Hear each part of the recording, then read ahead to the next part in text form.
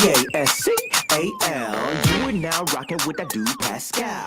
We be going wild, Haitian in the building, so original. Got the haters catching feelings. Get your hands up to the ceiling and keep them held high, cause St. Louis isn't ready. Forget about it, goodbye. Hold on, we just saying hi. Five somebody, rise up. Weekdays, catch us live, somebody. Let's go. Good morning. Good afternoon and good evening, everybody. Welcome to the Pascal Show. Hope you guys are all doing well out there. Hope this show finds you in great spirits, as it should. Yes, it's Friday. Yay. I'm sure a lot of y'all are very, very excited about that. I don't know about you, but I am too, even though my work week is never a normal work week. But we are here for a completely different kind of show today. Don't worry, we're going to get back into the other conversations and other things that are going on in the world. Don't you worry about a thing. We are definitely going to be covering and doing our coverage like we usually do on other cases. But this I found to be very compelling and very interesting. Now, I've told you guys about this show that's on Netflix. We're going to be talking about that here in a second. And one of the people, real life people, steps forward and speaks out. And I think this is very, very interesting. And you know what? In the world of the true crime in general, even in pop culture, this kind of meets in the middle. So I felt like, you know what? I need to share this with you guys. You need to see this interview because it is absolutely mind-blowing. It's a dumpster fire. I'm just going to say it. All right. So before we get into everything, please do me a favor. Hit that like, scream out your doggone name. Okay. Hit that reaction button if you're watching on any other platforms as well. That'd be greatly appreciated. All right.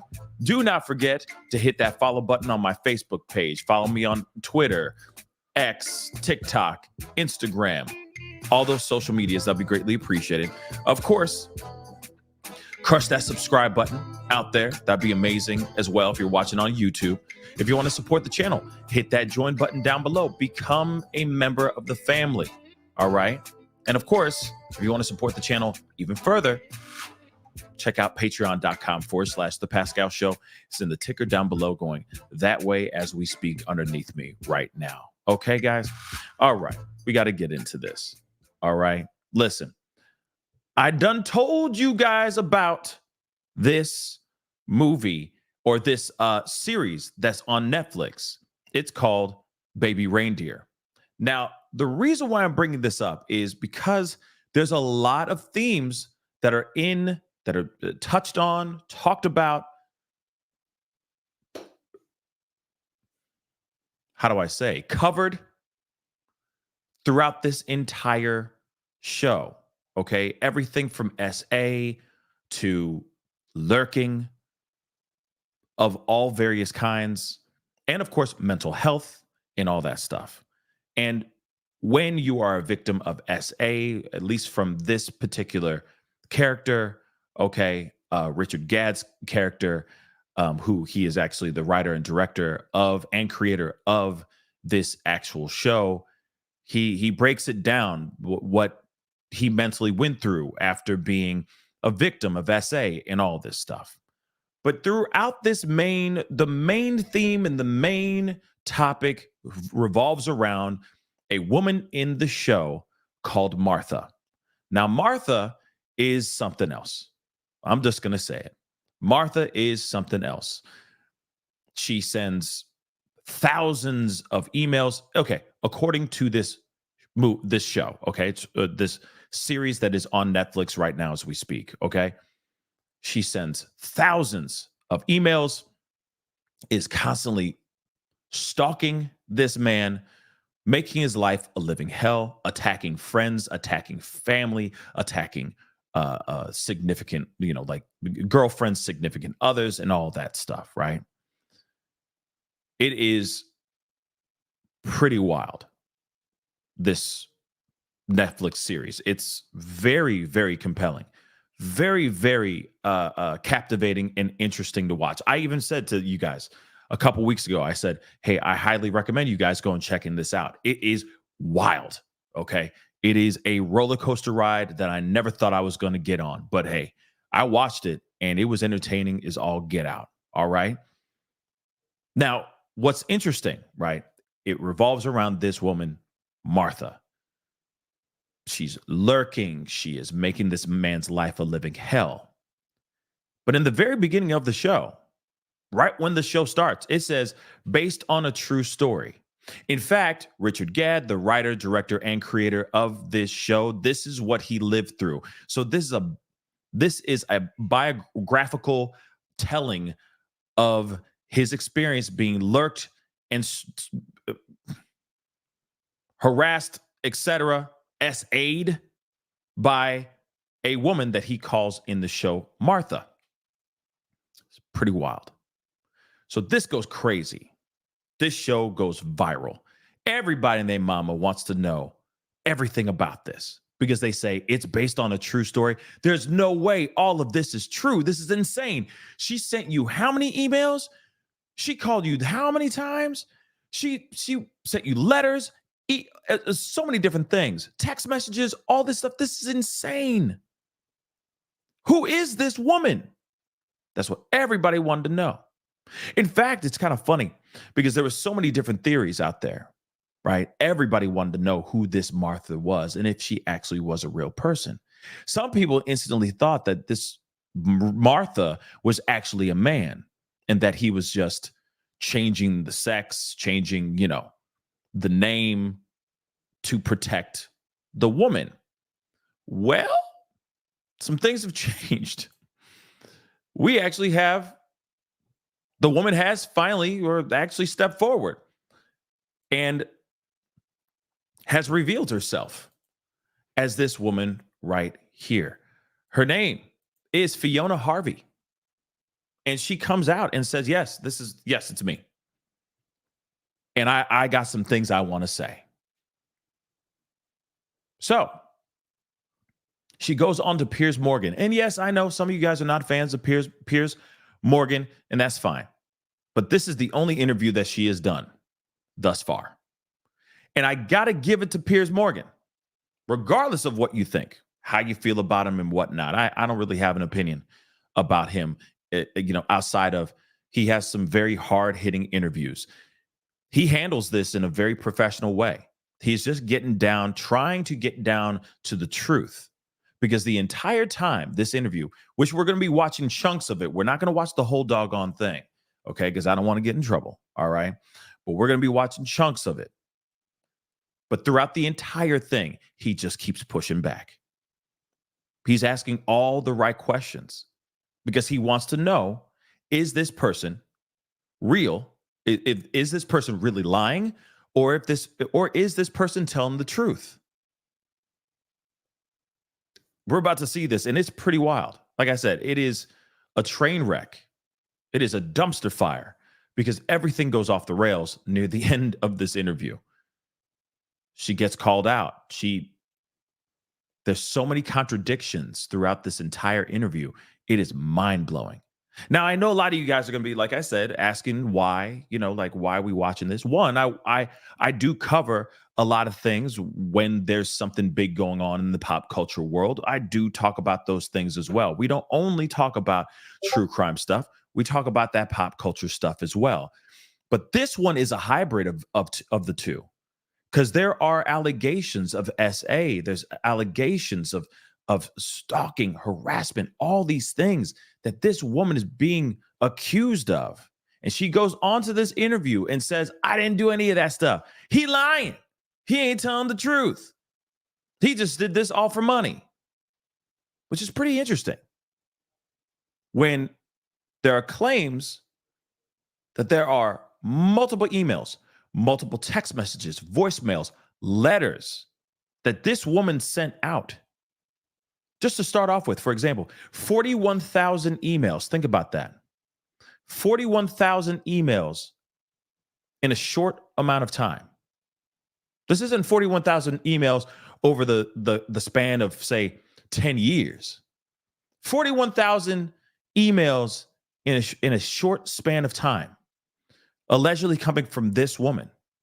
And she says in this interview, I didn't do it. That ain't me. Who would do that? That's insane. That would be you emailing every single minute of every single day. She claims all these other things, degrees that she has, and all this stuff. And I'm telling you right now, it takes 2 seconds for somebody to just go clickety clack and find out the truth of what she is saying here. In fact, it takes 2 seconds to just hit up Richard Gadd, the creator and writer and director of this show, and say, hey, can we see all those 41,000 emails real quick so we can skim through them real quick, see if it's real? Takes 2 seconds. But like I said, you're going to hear in this interview a lot of things that were being said that just aren't mathing at all. Now, hold on, guys. I'm still here. I am still here. Hold on. What the heck happened?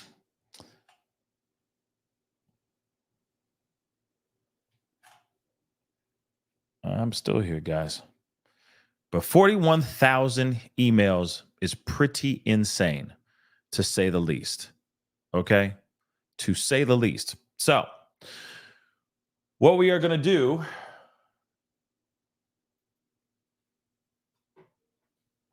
Hold on, guys. Okay. So what we're going to do is we're going to take a look at this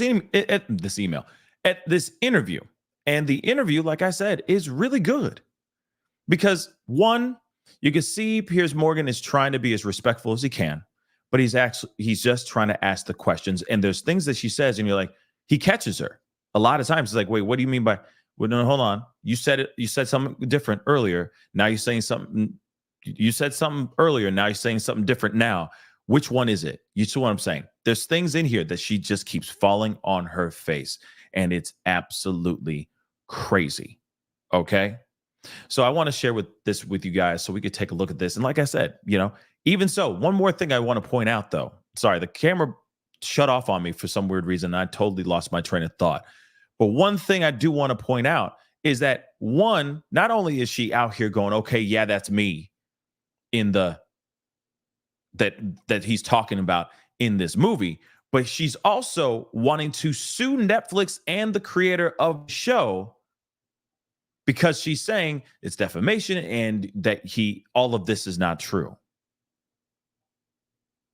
Mind you, I want to point one thing out. Sure, people, web sleuths and all that stuff are going to do everything they can to find out who Martha really is. Sure, people are probably going and finding her. It takes 2 seconds, 6 degrees of Kevin Bacon type stuff to just go, oh, okay, it's her. But at the same time, she didn't have to answer to any of these things. She didn't have to sit here and say, yeah, that's me, or anything of that sort. She could just sit there and deny it. She doesn't have to hop on to Piers Morgan and talk at all. In fact, she's done interviews where she's sitting on the infamous bench that she allegedly was sitting at whenever she would sit outside of his house for days, just harassing this man as he'd come and go from his home. She takes a photo there and does an article talking about, yeah, that's me. I'm the real Martha. She didn't even have to say anything. She never had to step forward, not once. He could have gone on his merry little way. She could have gone on her merry little way. And no one would have been the wiser on who this Martha is. They could have kept on thinking that this was a man's this entire time. But no, she still decided to step forward, sit on the freaking bench in which they talk about in the show, and use that as the photo for the article and say, yeah, that's me. Huh? Okay. So are you just saying this because you want to get a money grab? Because you're upset that he made money off of the Netflix, his Netflix series? It was I think it was like a one-man show or a play that he made that turned into a Netflix series. Are you just upset that he made bags off of the most terrible experience that anyone could ever go through, and you feel like you should be getting a piece of that pie too? I got questiones, guys. I got many questiones. So, like I said, interesting that she's stepping forward and going, how dare you? But none of those things are true, but that's me. You didn't have to even step forward. In fact, he didn't even use your name. Sure, he used somebody that resembles you pretty well, but at the same time, he changed names and all that. That's one thing I feel like he may have made a mistake.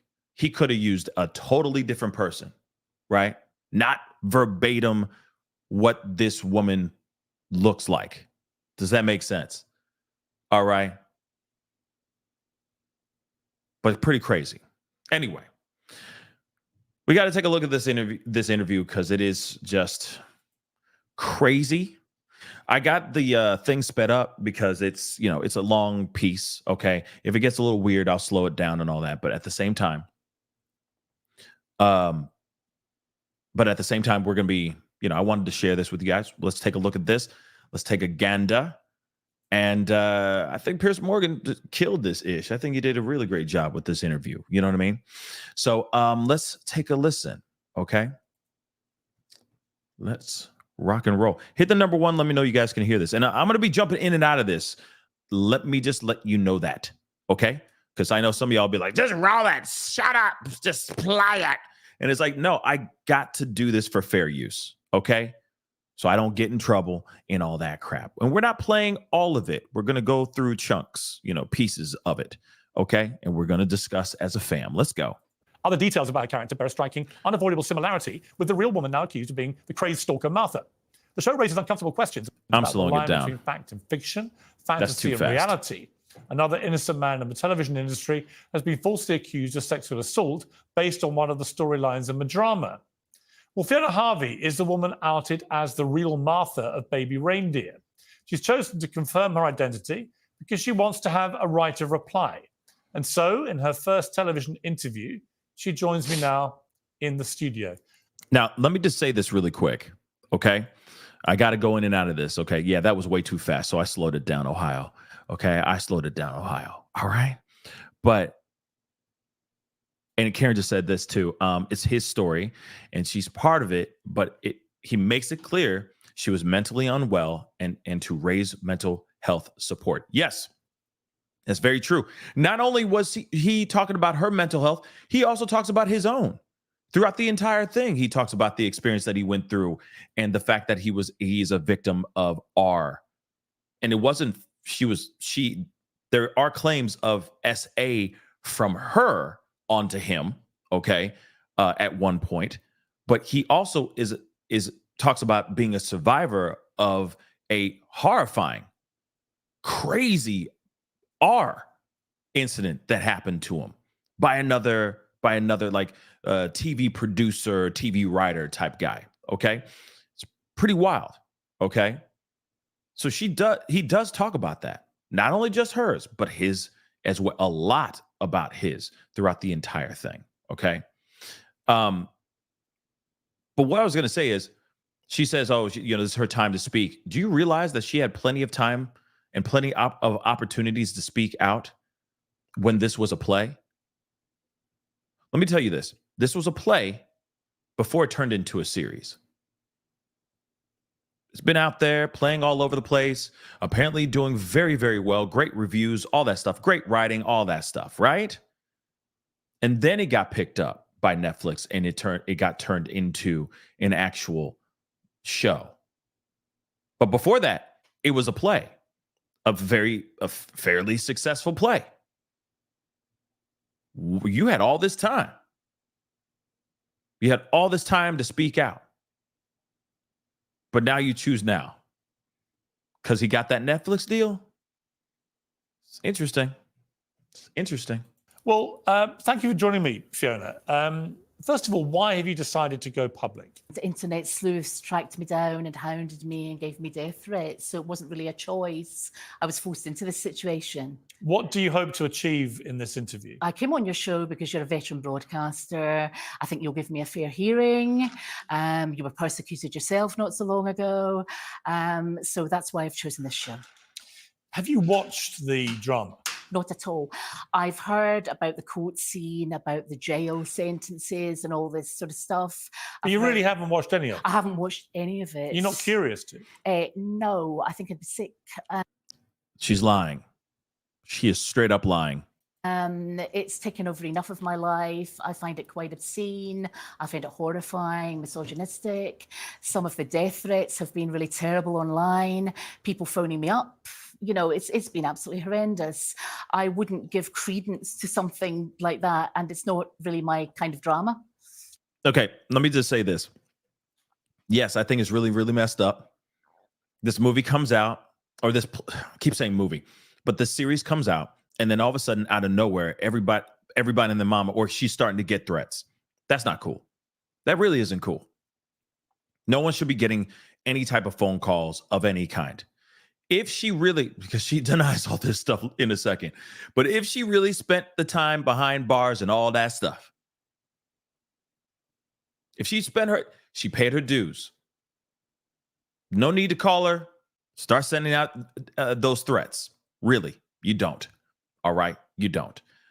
But, and Carmen and I said, bro, she outed herself. No, I'm thinking that she didn't out herself. I think what happened is the show came out and then everyone started doing their sleuthing and then they figured it out. And then she started getting phone calls with threats. That's not cool. But if she was out here going, yeah, that's me, and she's getting threats, then that's on her, baby. That is on her. But it sounds like the timeline is this show came out. It was a huge hit. Everyone started doing their research, found out who she was, where she lives, her number, all that stuff, and started to harass her, which I don't agree with. I don't. Okay. If she paid her time, she did her time behind bars and all that stuff, which she later denies doing any of that, then, you know, I say let her be. You know what I mean? That's what I think. As long as she's not out here still lurking in the background and making people's lives a living hell. But if she's still out here doing that, then yeah, let's move on. When did you know that you were the person being depicted in this? 5 years ago on BBC Breaking News, I saw Mr. Gadd had written a play for the Edinburgh Festival, and he was holding up placards, MP's wife stalker, and all of this, and he'd called it Baby Reindeer. That's all I knew. And I thought, well, I've only met this guy 2 or 3 times. I don't know him. And left it at that. I should have possibly jumped it at that stage. And when did you know that Netflix were doing something? 2 weeks ago. I had just moved flat, so it was 2 weeks ago past Saturday. And how did you hear? I saw on BBC Breaking News that he'd sold to Netflix, and both he and this character, Martha, this Jessica actress, seemed to be promoting mercilessly. Did you think then it was you that they were depicting? I thought it was me they were depicting 5 years ago because of this MP's wife stalker article that had been a number done on me by the Sunday Mail 25 years ago when I was going for Donald Du's parliamentary seat. Huh?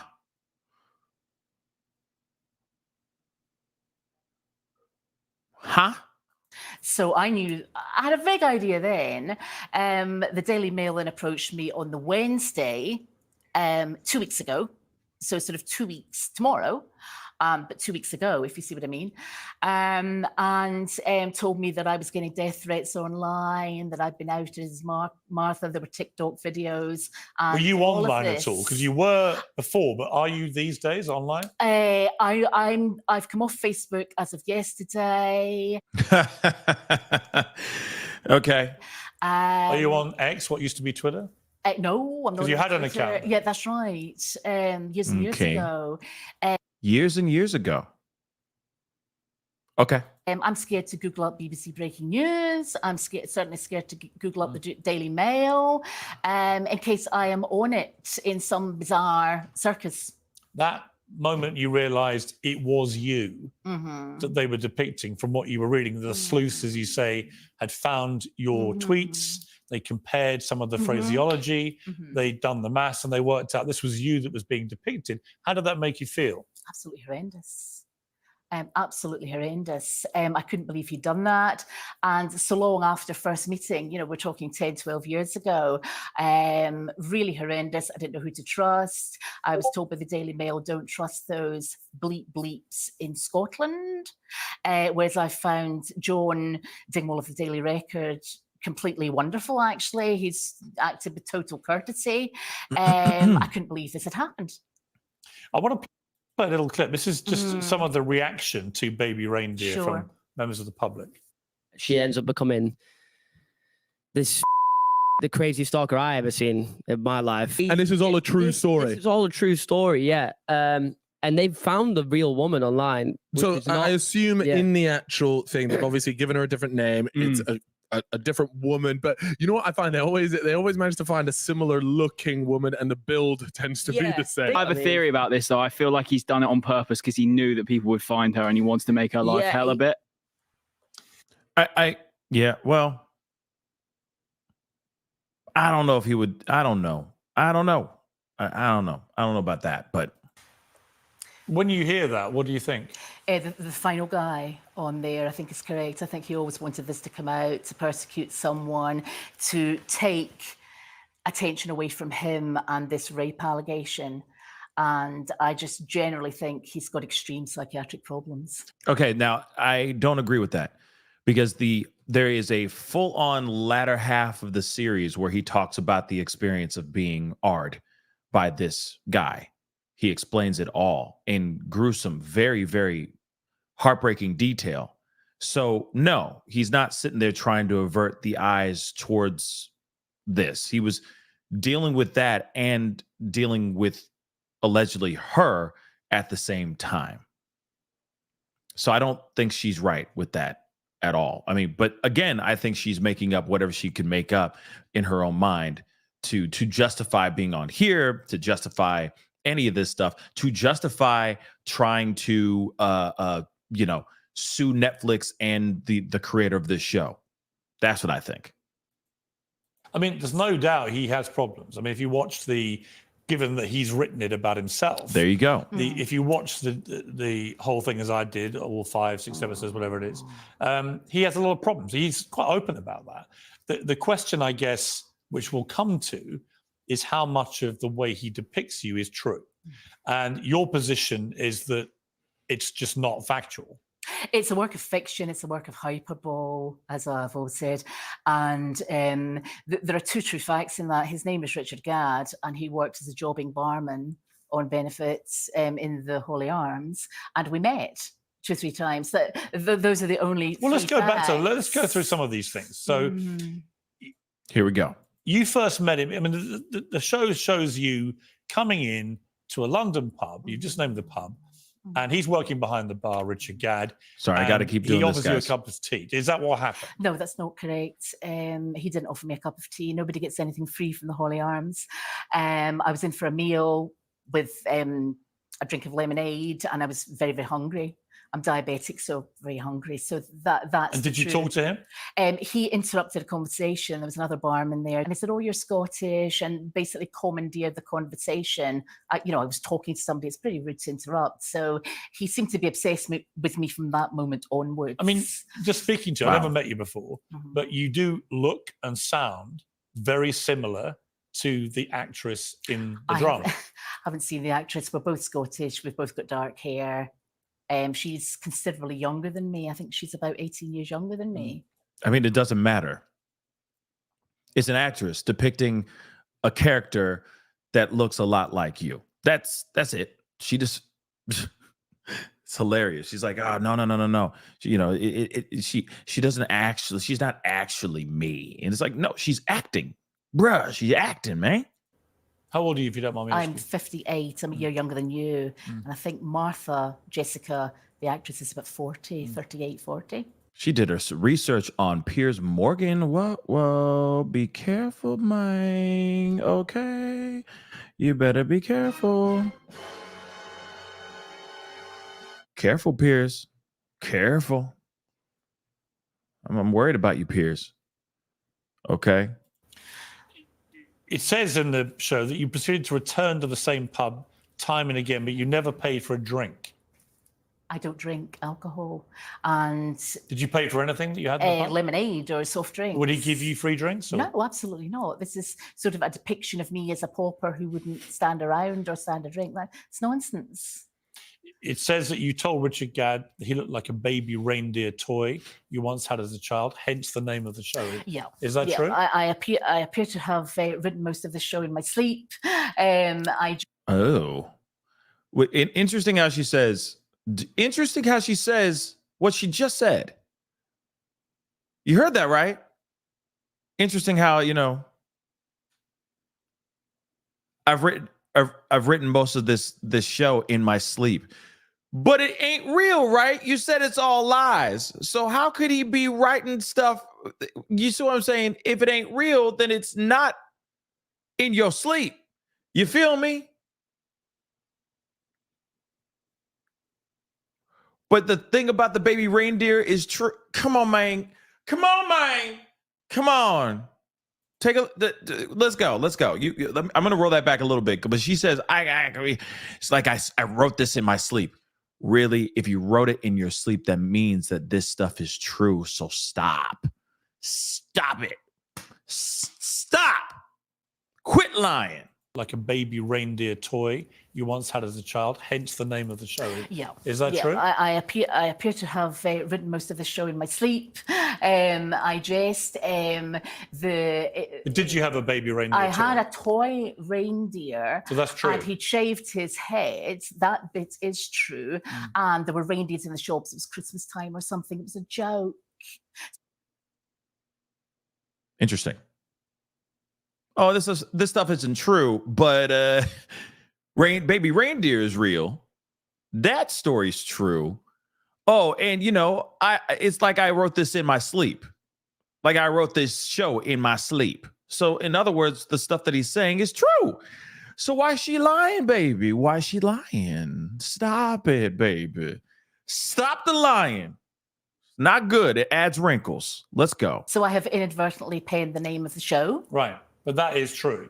That's true. That's a true fact.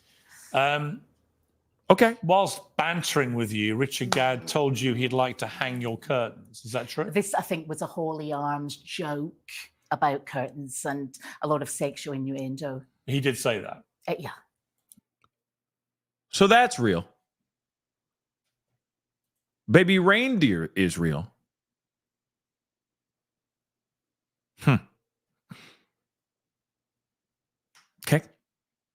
Okay. Is it true that you caught Richard Gadd looking through your window after he followed you home one day? False.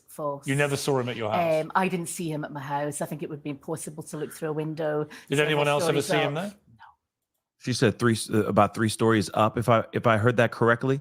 So that might have been that could have been a dramatization. That could have be an exaggeration, but maybe it's not an exaggeration. How can you believe anything that she's saying when she constantly is lying about everything? We've heard so far 2 truths. Everything has been a lie. So as far as you were concerned, he never turned up at your place? Correct. But the Netflix show has him doing that? Yes, I believe so. I've been told that. But that categorically didn't happen? That categorically didn't happen. In the course of your relationship with Richard Gadd, you sent him 41,000 emails, 350 voice messages. 350 voice messages. 350 voice messages. 41,000 emails. 744 tweets. 744 tweets. 48 Facebook messages. 48 Facebook messages. And 106 letters. And 106 letters. And a partridge in a pear tree. You know what I'm saying? I mean, forget, okay, all of that is a lot. 300 and some odd voice messages, like, damn. That's you leaving a voicemail basically every single day for a year. But 41,000 emails, bruh. On top of that, let's not forget the letters. Correct. Looking like a younger Mrs. Doubtfire. This is Mrs. Doubtfire. It was a drive-by fruiting. That's a lot of emails. I was thinking about you. Just want to send you an email. Crazy. Crazy. Okay. How many emails? How many emails does that's a lot of emails. That's an email every, I don't even know for how long was that for? Damn. He read every single one of them. Wow. Okay, I'm sorry. That's a lot of time on that person. Okay? Correct. That's simply not true. If somebody was sending somebody 41,000 emails or something, they'd be doing how many a day? That's a lot. Lots. Well, it'd be obsessively. Yeah, absolutely not. Absolutely not. What did you send him? No, none of that's true. I don't think I sent him anything. You never sent him anything? No. Sorry. I gotta roll that back because all this stuff comes crashing down at the end. Okay. All right. Yes, it's Mrs. Doubtfire. It's Mrs. Doubtfire. You know? Sorry. Not sorry.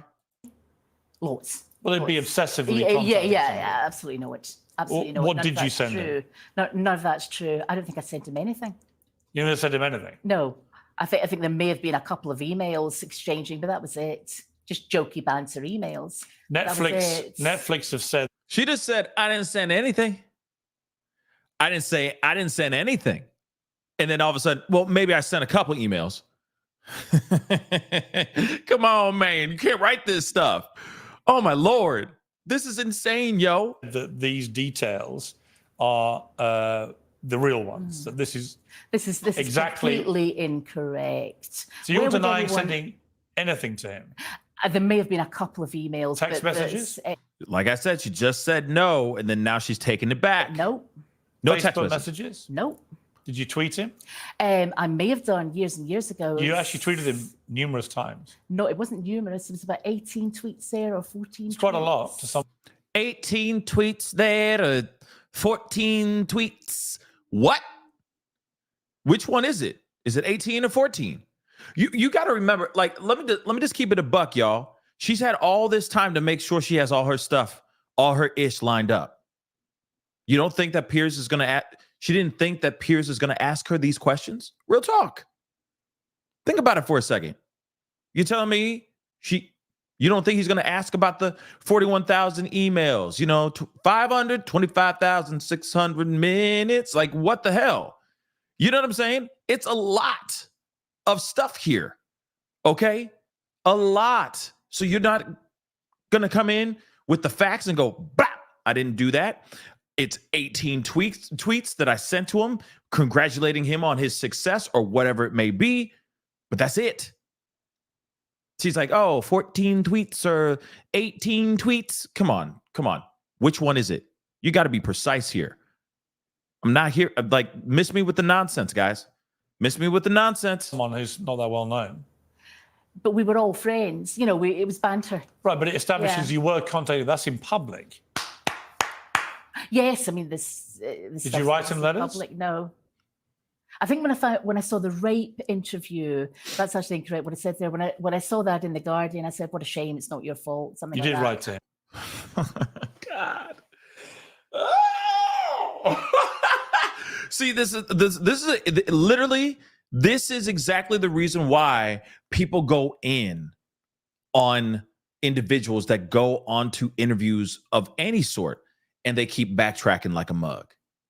We've been seeing things on other cases and all that, right? This is a cautionary tale. Everyone should look at this and go, just don't lie in interviews because it's going to get you.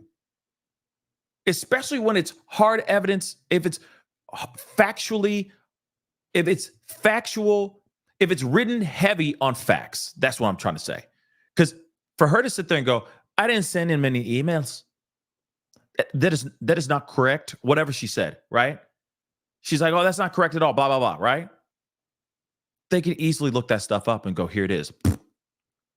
Actually, she sent only 1,000 emails. Or no, she only sent 40,000 emails. It was close to 41, but we rounded up. What it takes 2 seconds. The voicemails, all that stuff. In the show, let me just say this too. In the show, he shows how he was literally categorizing all of the voicemails that she would send. All the ones that she would call in and send a voicemail, he would just categorize them into things like, okay, when she's feeling horny, you know what I mean? When she's angry, when she's sad, when she's being funny. He would categorize these things. He had that many that he would have to categorize them. That's crazy. He could, for a fact, he still got all that stuff on some dusty old external hard drive somewhere. All he has to do is pull it up and blah, here you go. Here's the proof. And here's the thing. I know Netflix, I'm sure, has had their wishy-washy ways in their past. But I really don't think that they're going to just pick up any old show nowadays. I feel like they would learn from the mistakes maybe that they've had in the past. That they would say, hey, show us the Carfax. Show us the facts here first, because we need to make sure this is real. Sure, it's a beautifully written play. It's a beautifully written script. We definitely would love to greenlight this, but we need to make sure this is all real before we have somebody coming after us claiming that this is not true. You don't think that Richard Gadd just said, got it all on my phone. Here you go. Enjoy. How do you want that? In Dropbox or in a thumbnail? Or how do you want me to send it to you? Because I'll send it to you right now. Or say less, I got the thumbnail right here. Boom. Or the thumb, the thumb drive right here. Blap. Here you go. Enjoy. All of it's there. All of it's there. Say less, bro. Got the facts. Here they are. So this is, like I said, this woman's reaching, and she's lying on international television. Because it's Piers Morgan, so and it's across the pond. We're over across the pond. There's a spot of tea and crumpets. But everybody and their mama will watch this. This interview is already, I think, past or close to crossing 5 million views already. That's how many people wanted to hear this train wreck of an interview, because they were either moved by the Baby Reindeer interview or the series, or they just wanted to see what this woman's really like. And we're seeing it in 4K. Pretty crazy. One later. So you would say you only sent him a handful of emails. Yeah. You never texted him. No. You tweeted him 18 times, you think. You never sent a Facebook message. Oh, that's and right. you wrote him one letter. Yeah. So why have they got all these details here which are supported? Who is they? Netflix. Who has sent all not these things? correct. So I'm sorry? Who has sent all this stuff to him? I've no idea. I think he's probably made it up himself. I mean, you could prove, I guess, quite easily it wasn't you, Correct. because it'd all be on your computer. Yeah, correct. That's right. Would you be happy for someone to look at that? Yeah. I mean, For a fact, when she said, yeah, you know what I mean? Damn, I was just joking. I'm sorry, my people, my British brothers and sisters. I'm sorry. I was just joking. Damn. I was just joking. I say that out of love, but I didn't know y'all don't like. So not everybody drinks tea. Okay, I'm sorry. I just, shoot from the hip. You make some jokes. You just try to have a little bit of fun. But okay, I'm sorry. Tracy even said, we don't talk like that, Pascal. I'm so sorry. Lo siento. Okay, I am very sorry. All right. I love you. I love you all. Okay. I love you. No, yeah. What do you have? What technology do you use? Right. What technology do I use? A very, very old smartphone just now because the other one packed up a week before moving. That's it. Because they're all sent from an iPhone.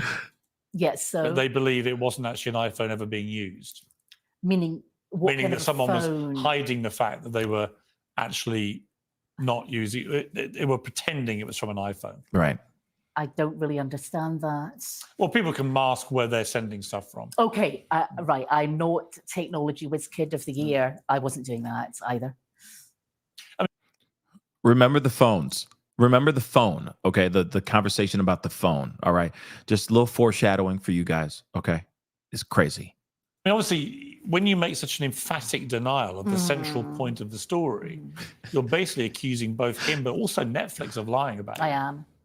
And that's pretty defamatory. It's It not is. defamatory if it's true. Oh, what? No, it's defamatory that they've been to you. Oh, I'm sorry. Yes, I misunderstood there. Yes, exactly. Did she just? She got to be careful what she says, man. Okay, she got to be really careful what she says. She almost called herself out there. You saw that, right? It's not defamatory if it's true. Oh no, you were talking. Oh, my bad. What I meant was. Exactly. I don't see how anyone could do 41,000 emails and all this kind of stuff. I don't know how much you know about technology, but are you aware that if it was you sending those emails, it would be very easy for the police, for example, to work out exactly where they come from? That the IP address would reveal yes, that. I understand that, and it stays on forever. But the point is, this was years and years ago. We were congratulating him. But it would all still be there. Yes, I understand that. Yeah. And if you sent 41,000 emails, This is just a lot of rubbish. Yeah, so that should be stored there. Well, they'd all be there. Yeah. I mean, he's got them. He's not got 41,000 emails. That's over a year. According to you, How there's long only would that a take? handful. Yeah. Right? I mean, how long would that take someone to type up? How many do you 41? think you sent him? A handful. Like, She did say 14 to 18 emails. She did say that. Okay. And just so you guys know, okay, just really quick, because I know some people are going, who is she? Like Caring is asking in the in Facebook, on the Facebook chat. And I appreciate you asking. I'll just tell you guys real quick. This lady right here, her name is Fiona. If you know about the Netflix show Baby Reindeer, there's a character by the name of Martha that makes the main character's life a living hell. She just makes his life a living hell. All right. This apparently is based off a true story. And the woman, Fiona, is allegedly Martha. Okay. And now she is on Piers Morgan saying that all of what this guy wrote in this Netflix show called Baby Reindeer is false. She's saying it's all lies. And of course, she is suing Netflix and Richard Gadd, the creator, the director, and the star of this show, and the person who actually went through this in real life. She's suing everybody for defamation and all that, saying that the stuff that was depicted in this Netflix series is a lie. So now we're looking at this Piers Morgan interview. It is pretty insane. And this is a full-on train wreck. Okay, just so you guys know, this is Fiona, the real life Martha from Baby Reindeer. And I will say this, if you want to see something that's pretty wild and you want to see something that you've probably will never see ever again, definitely check out Baby Reindeer. It is the wildest Netflix series I've seen in a really long time, but also it is heartbreaking. It's heart-wrenching. And I think it's very well written and very well done, in my personal opinion. They say it's a drama, like a comedy drama, but I see it more of just a drama. It's just a drama. I didn't really see much comedy in it, personally. You know, maybe a sprinkle of a peppering, if you will, of comedy here and there. But this was a straight drama, in my personal opinion. Okay, because it was like two very damaged people run into each other, and then all hell breaks loose. If that makes any sense, because he's damaged as well. Okay, he is damaged as hell in the series as well. I thought it was fantastic. That's just me, though. Okay, very, very well written and very well done. But this woman now is angry, saying that all that stuff he's saying is lies. So let's continue, okay? Just so you guys, just a refresher, because I know some of you guys are getting in here and you guys are late to the party. And I know some of you guys are like, why aren't you talking about true crime, Pascal? Well, this one does have a bit of the true crimey elements in there. There's SA, there is allegations of lurking, stalking, so on and so forth. It is insane what this woman is being alleged of doing in this series that she actually did in real life, allegedly. And now we're seeing this interview. It is crazy. Okay.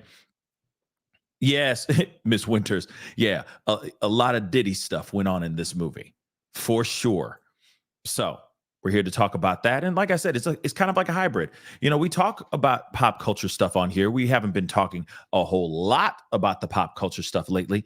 So I figured this is kind of like a nice hybrid and a little bit of a break from all the cases that we have been talking about. Don't worry, we're going to be circling back to those very, very soon.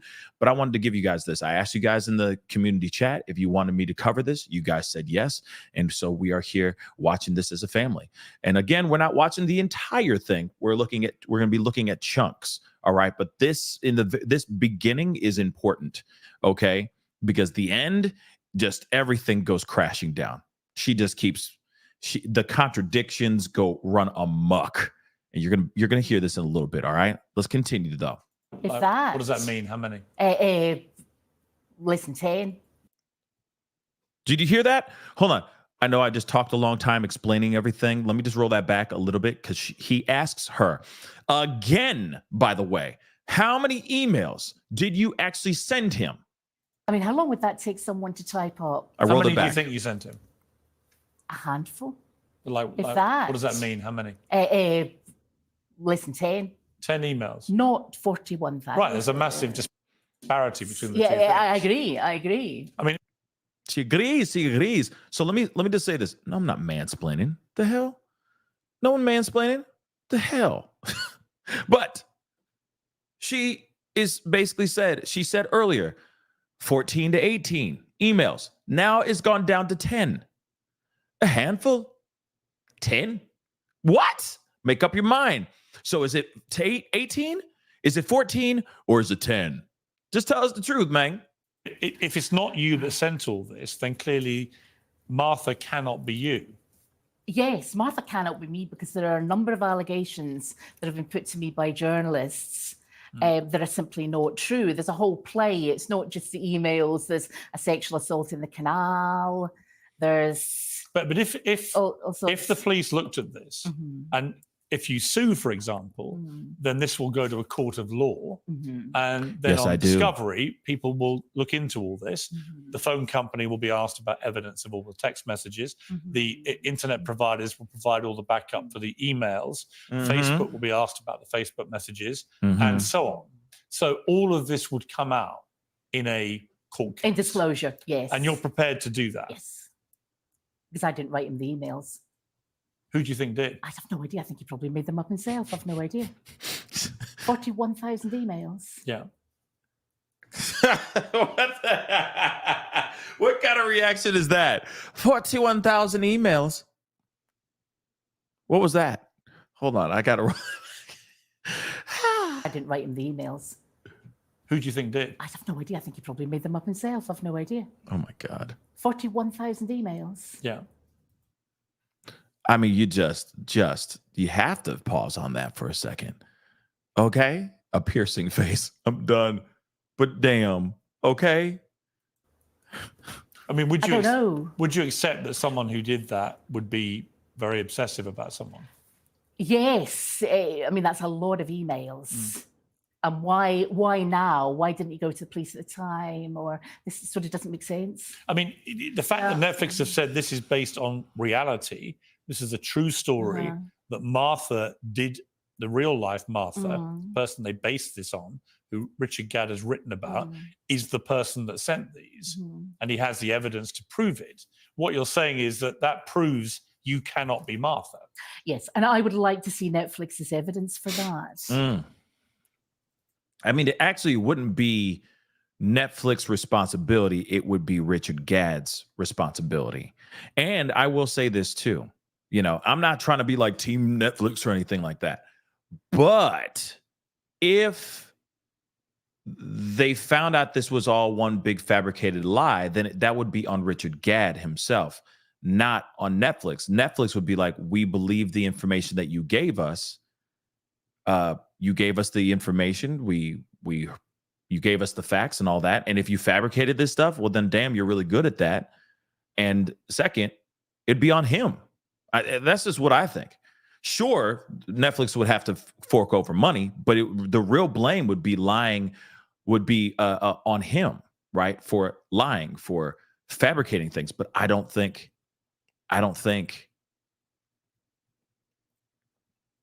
he fabricated anything, guys. I really don't. I think this is as very true as true can be. Maybe there's some fabrication here and there because, okay, you got to remember there are two perspectives here. Or there's three, right? There's his truth, there's her truth, and then there's the actual truth in between, right? And I think that, okay, you remember things in a certain way. Okay, instead of the first time he met her, maybe she wasn't wearing this paisley red top. Maybe in real life, in actuality, she was wearing a green top. You know, perspective changes. You know what I mean? Especially when you're just taking a trip down memory lane, remembering moments and all that stuff. You're going to remember things in your own perspective. But if you are leaning on the fact that you have 41,000 emails, you can't fake that. You can't sit there and say that's that's from a perspective. That I'm leaning solely on memory and memory alone. No, 41,000 emails, hundreds of hours of voicemails, over 100 letters, okay? And then some tweets, Facebook messages, and all that stuff. You can't fake that stuff. That's not based on the mind and on memory. That is factual, hard facts. Factual, hard evidence. That's what I was trying to say. You can't change those things up. Like I said, him walking down the street and getting SA'd by her in some canal area. What if it was in the middle of a pizza joint? You never know. Like I said, you could change the environment, but if the SA happened, the SA happened. You see what I'm saying? So crazy, but let's continue. Which would come out in disclosure as well. And you're 100% sure it's not you? Yeah, absolutely. It goes on to say that you heckled Richard Gadd when he was appearing in his stand-up shows. Did you ever do that? No. Never? No, it's not. Did you ever attend his stand-up? I think I went to one. It was a long, long time ago. And you never shouted out or anything? Why would I do that? No, I don't know. No. I mean, do you ever shout out at comedy shows? I don't know. People no. I don't generally go to comedy shows. So you never heckled him? No. Did you ever attack Richard Gadd's girlfriend because you were jealous? No, I don't think he had a girlfriend. I think he's homosexual. But no, I have never been to his house or attacked any girlfriend or anything like that. Well, I mean, in the show, you'll know that it's a girlfriend. Okay? You'll know it's a girlfriend. You'll see in the show. And if he stayed true to this Martha character, looking almost exactly like Martha, looking is almost exactly like Fiona, I think it's fair to think or fair to say that the girlfriend is very much the girlfriend in the show. So, yeah, interesting. There are lots of scenes where Martha is sitting outside his house all day. For many days, sitting at a bus stop, sitting out there, walking around, and would occasionally shout at him Did you ever do that? No, I haven't seen the show, but I'm getting. I have. So I I'm got telling you. yes, I got all the court allegations, the trial allegations. I'm going to come to that. But on that yeah. point, did you ever turn up at his house? No, I don't know. I don't know where he lived.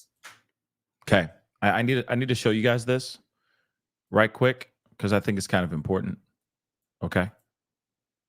Mind you, just so you know, this woman is something else. All right. We're coming back to the interview, I promise. But I want you to see this. Now, doesn't that look quite familiar? Who could that be sitting on a bench? On allegedly a bench that she was sitting outside of this man's home for weeks, allegedly, making his life a living hell. And then when she does a interview, she sits in the actual bench saying, "Yep, that's me. This story is about me." But she out here saying that none of this stuff is true, but she's sitting in the bench as if she's depicting the character. Do you see what I'm saying? What in the Sam hell? Who would ever? Do you think OJ would actually, never mind. OJ is a bad example. Never mind. Let me take that back. I shouldn't have said that. That was wrong for me to say that. But anyway, think about it for a second. She's adding herself. It wasn't me. No. It's you know, it's the hyperbole. It's hyperbole. It's not true. But she's here sitting in a doggone bench going, "It's me. Hello. Later, I'm going to go sailing with my sailor's hat. It's leather, by the way, so it's weatherproof." Yes. Make that make sense, guys.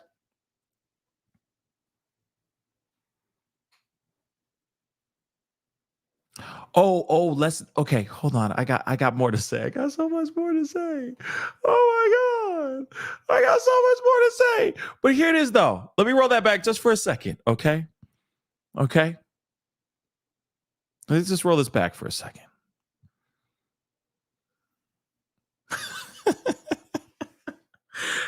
Grace got me. Grace killing me in a dove voice. "Hello, it's me." Like, oh my God. Stop. Wow. But one thing I want to roll back real quick. Let me just roll this back real quick. Because he's talking about the letters. And I think this is incredibly important to put in our pipe and smoke on it. Hold on. Take a listen. I got all the court allegations, the trial allegations. I'm going to come to that. But on that point, did you ever turn up at his house? No, I don't know. I don't know where he lived. You heard that, right? Remember, there were alleged letters that were written to Richard Gadd. So he received letters from this woman.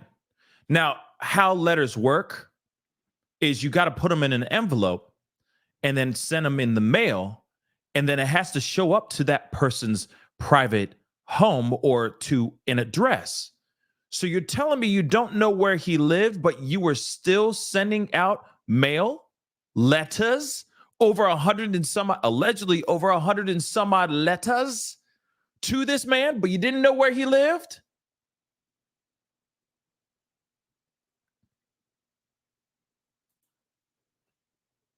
Let's continue on. No, absolutely not. So whoever's doing all this is somebody completely different. This is a fictional character, hyperbole, exaggeration. This is a fiction. Well, it's based on of his imagination. They say it's based on a real person.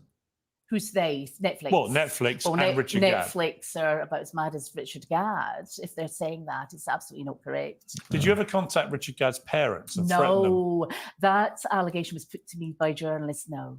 Never happened? No.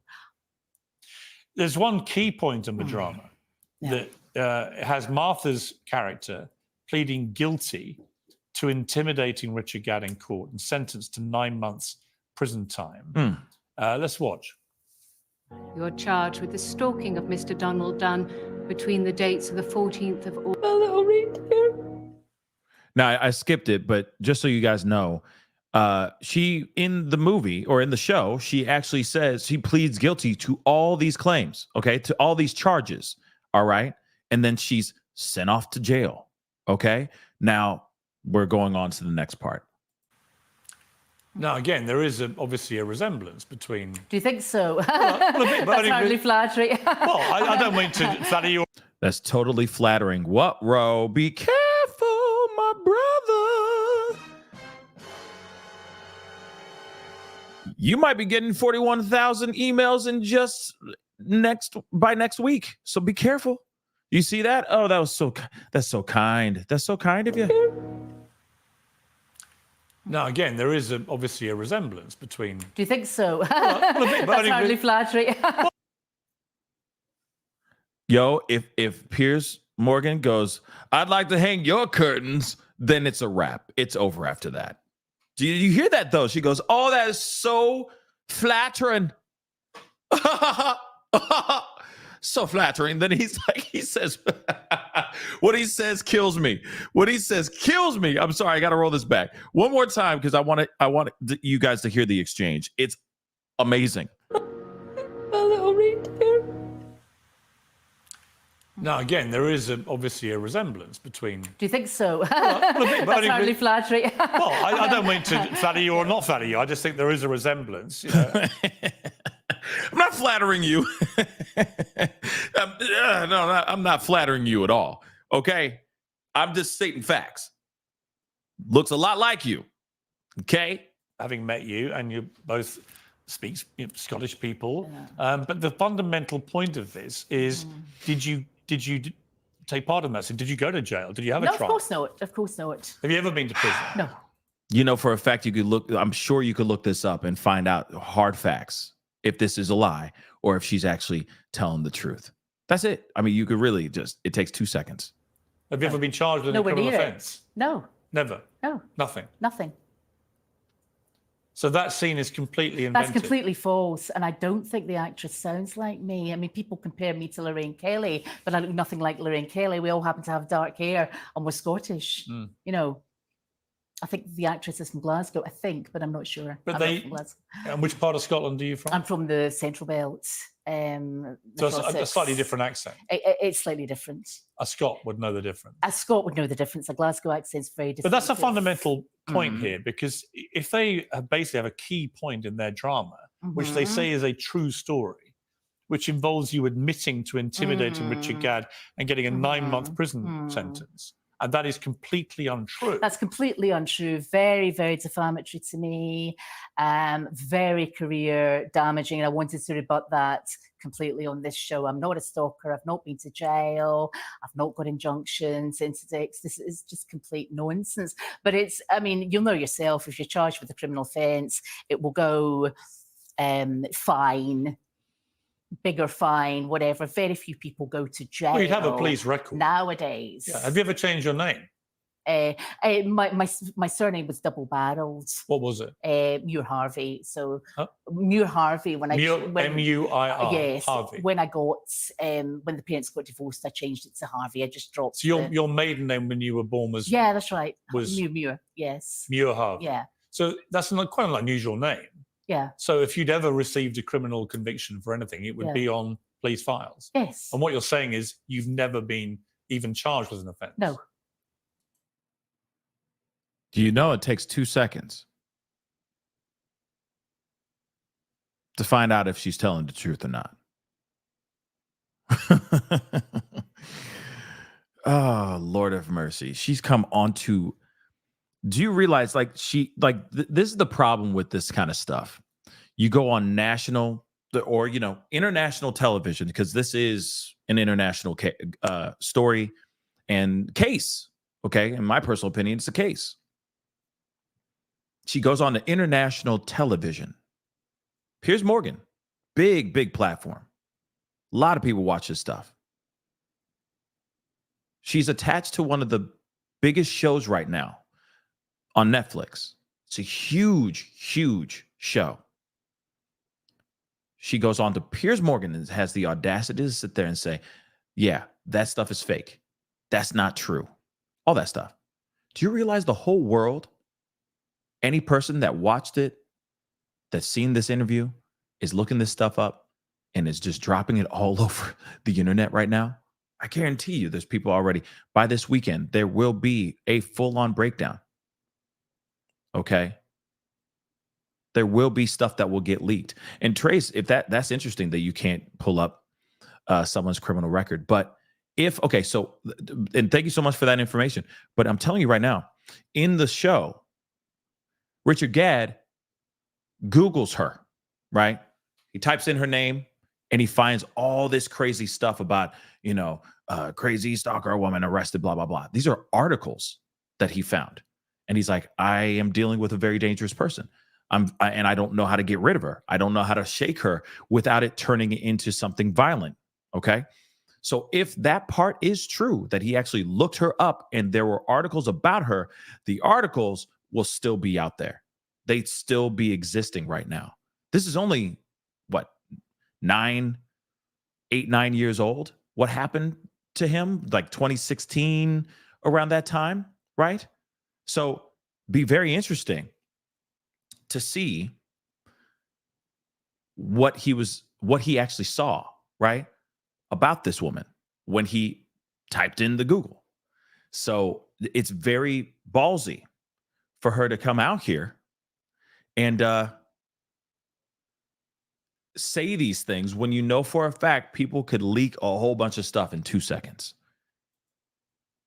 So, let alone the one that they Yes, I mean, this is 9.5 months in jail is pretty serious. Did Netflix ever contact you? No one's contacted me. Never? Never. Did Richard Gadd tell you what he was doing? No, I had worked it out when I saw the festival Baby Reindeer advert on BBC. The Edinburgh Festival, News, which is the show you did. I just happened to see that. I was looking up the news for something else. Because that's where I just happened to see that. Well, that's where he started telling the story. Yeah. And Really? that got picked I up. was shocked. And I think Martha then was a bar stool. I seem to recall reading that. It wasn't an actress or a person, it was a bar stool. Let me just show a little clip. This is from Lorraine, actually, who you just compared yourself to. But let's take a look at this. Well, other people do. This is Richard Gadd on Lorraine. I just thought it was the right time to sort of try and bring a nuanced conversation to something. I think the human condition is extremely complicated, and I felt like a lot of art and TV in this day and age had maybe simplified it too much. It's not a villain and victim storyline. I think you're left with a lot more than that. It's kind of two lost people. Real quick, I'm so sorry, but this woman right here, holy crap! Hold on. A lot more than that. It's kind of two. Wow, she looks totally different. Wow, it's crazy. The actress, I'm talking about the actress, but man, she did a good man. Did she do a good job in this show? Damn, she killed that ish. Okay, I mean they both killed that ish, but her portrayal was damn good, and scary as hell, just disturbing. But damn, that's what she looks like. Totally different person. Holy cow. Okay, but that's what's up. Lost people. What's your response to that? I think they're milking it for all it's worth for the money. She doesn't even sound Scottish in that interview. Her accent seems to be varying. Well, she's not. She's English. She's an actress. I was going to say it sounds more Lancashire to me. Yeah, no, she's English. She's an actress. She's putting on the voice for you.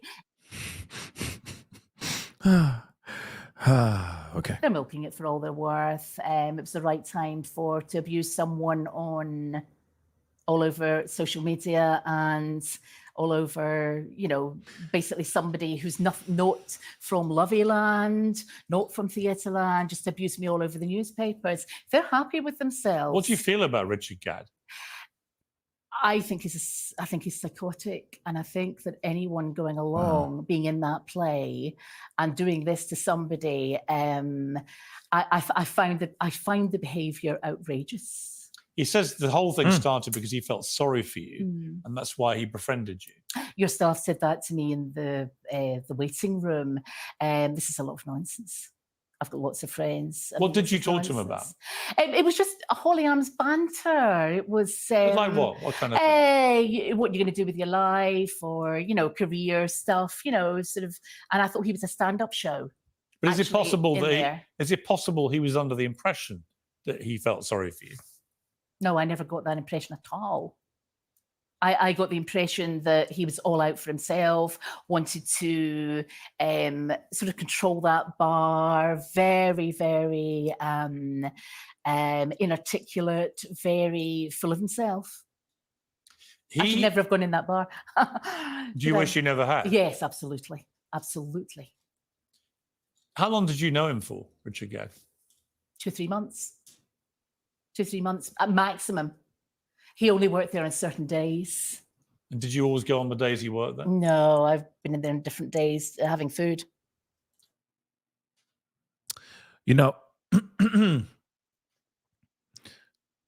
Interesting. I think. Okay. Let me just say this really quick, because I was just thinking about this while we're watching this. First, let me say this. I can only imagine what it would feel like being the center of a huge show. And it's based on a true story.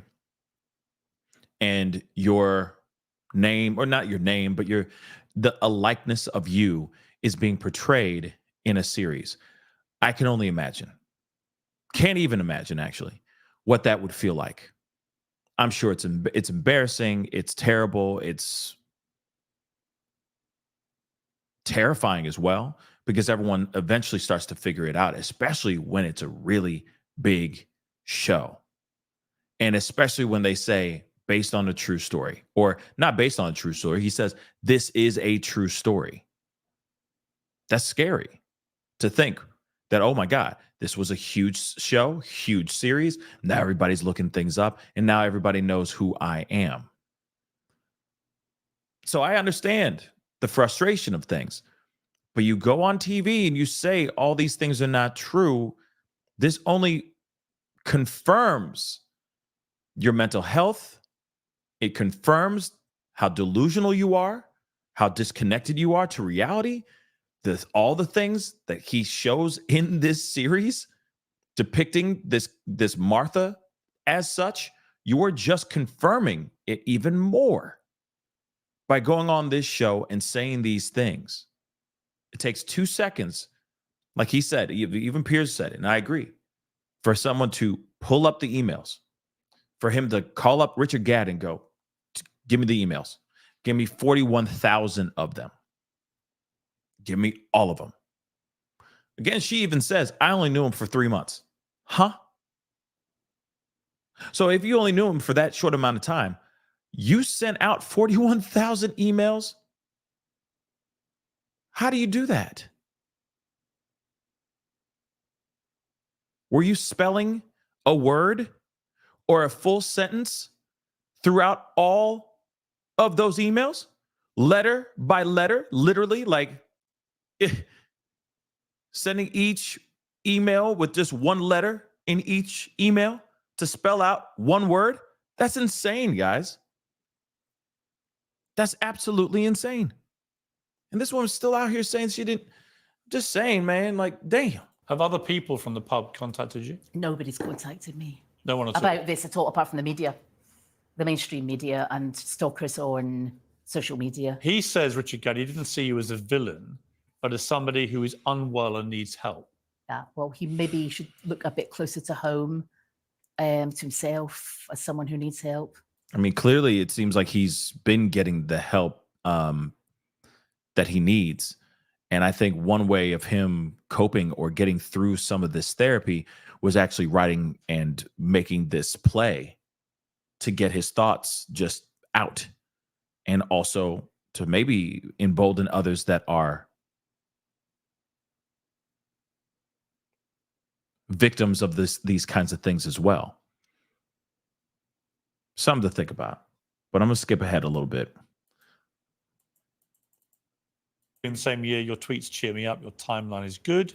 23rd of September, my 10th of May, for example, instantaneous. You were tracked down incredibly quickly. The Wednesday, the Daily Mail got in touch with me, so that was all over BBC Breaking News. Friday, Saturday, Sunday, and Monday. I mean, the reason that internet sleuths were able to find out it was you was they found the tweets that you sent him throughout 2014. 10th of May, for example, 2014. Richard Gadd, did you get my recorded delivery letter sent to the theatre, sent to arrive bank holiday Monday? So you sent him a letter then? That was that. Sorry, you were right, something like that. 12th of June, same year, your tweets cheer me up. Your timeline is good. 23rd of September, my curtains need hung badly. We were trying to encourage him because with this first show or something like that. A long time ago. Okay.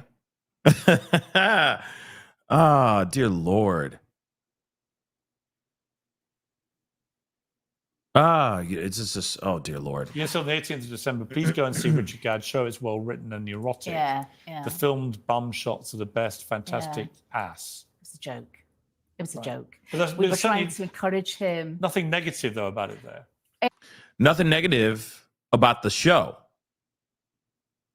The actual show that apparently is talking about her, if I'm correct, right? Hold on. I'm going to roll that back just a second because I want to make sure we're not on. I want to make sure I'm not crazy. But it sounds like she just was giving giving it props. And the play is about her, right? Okay. Trying to encourage him because with this first show or something like that. A long time ago. Yes, on the 18th of December, please go and see Richard Gadd's show. It's well written and erotic. The filmed bum shots are the best. Fantastic ass. It was a joke. It was a joke. But we were trying to encourage him. Nothing negative, though, about it there. No, because I didn't think he was a complete psychopath who was going to attack me in this way. But the show did involve you. This show here, not that show there. That made no reference to This was a previous show. It made no reference to you, that show. Which show? The one you're talking about. Yes. So, it's funny this is coming up now. My view is it's all about the money. The Martha Barstow Edinburgh Festival thing wasn't making any money. He'd failed as a comedian. He'd failed as an actor. And therefore, let's make some money, sell this to Netflix. I think anyone in their right mind, you had a group of guys on there in their 20s. They don't believe it. What was your upbringing like? Okay. And we're going to skip this part. But what is interesting is that's crazy, though, right? She's okay. So let me get this right. Let me get this straight. And maybe I have this wrong. The show itself, the play, had no mention of her. But there was parts of it, like maybe it wasn't directly saying her name, but there was a play. Obviously, the play was the thing, Shakespeare. And then they turned it into a series. But she's still promoting that very show that turned into what it is today. So why would you promote something like that? Like I said, it just doesn't make she's not making full sense. But okay, we got to skip through some of this. Okay, like I said, it's near the end that things get crazy. What is this? Let's see what that is. You did graduate from Aberdeen, yes, with a law degree. A trainee role at the legal firm McPhail Lawrence Partnership in 1997. Is that true? It was called L&L Lawrence. I think she forgets the name of her own firm. It was called L&L Lawrence. But that's all true. She gave you a trainee job. She lured me away from another firm. She headhunted me from another firm because she needed someone to do employment law. And I'm pretty good at employment law. So she graduated with a law degree. She is a lawyer. That's what she claims to be. She worked with an agent, with a law firm and all that. Let's hear the rest of this, though. This part is interesting, too. Said that she had to sack you days later because you were completely incapable of behaving yourself. I walked. Her staff were really, really rude to me. Most people, half the Labour Party had been up there at one point or another and walked. So she was really a lawyer. Because if this person who hired her to be a part of this law firm, fired her a few days later. I mean, she must have had the credentials to prove that she graduated from law school and that she was indeed a lawyer. But still, she still lost the job after she was recruited or lured away from another firm. She got fired because she could not handle behaving herself accordingly in a workplace. Okay, to me, that shows somebody going absolutely knucking futs. That's what it seems like to me, doesn't it? To you? She then said that following you leaving, obviously very quickly, that you then harassed her. You were then known as Fiona Muir, obviously, as you said, Ms Harvey. Mrs. Ray said she was so frightened, she issued workers at her firm with personal alarms. You were then served an interim interdict to stop you from contacting the lawyer or her politician husband. Daily Record she reported that. messed up, I know, and I've still to speak to David about that, the author of that Daily Record article. She didn't. She messed up because I went into the Court of Session, the High Court in Edinburgh, to get countrywide interdicts, an interdict and an injunction in Scotland and England, because I was going to move to London anyway. She mucked up.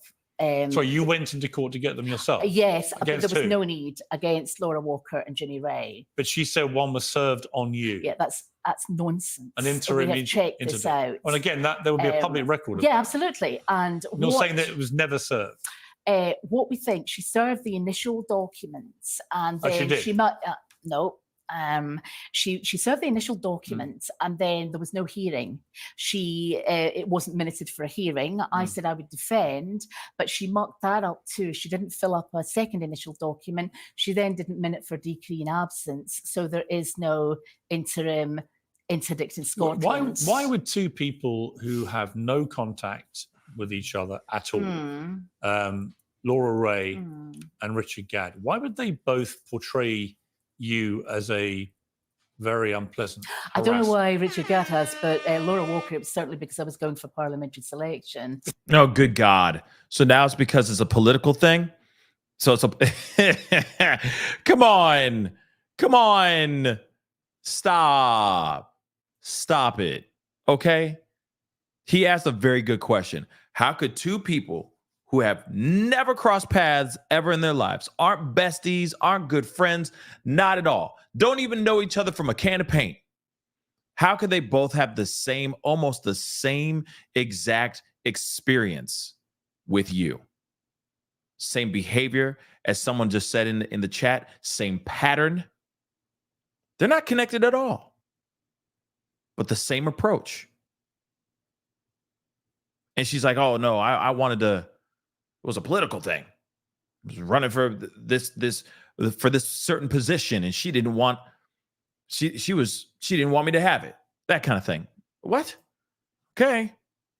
Like the excuses are pretty wild, y'all. You get my point. Two different people. Yeah, but Richard Gadd has Googled that. Richard Gadd has used that as well, that's in the drama. Show. Is when they find out that you had previously harassed this family. I haven't harassed that family.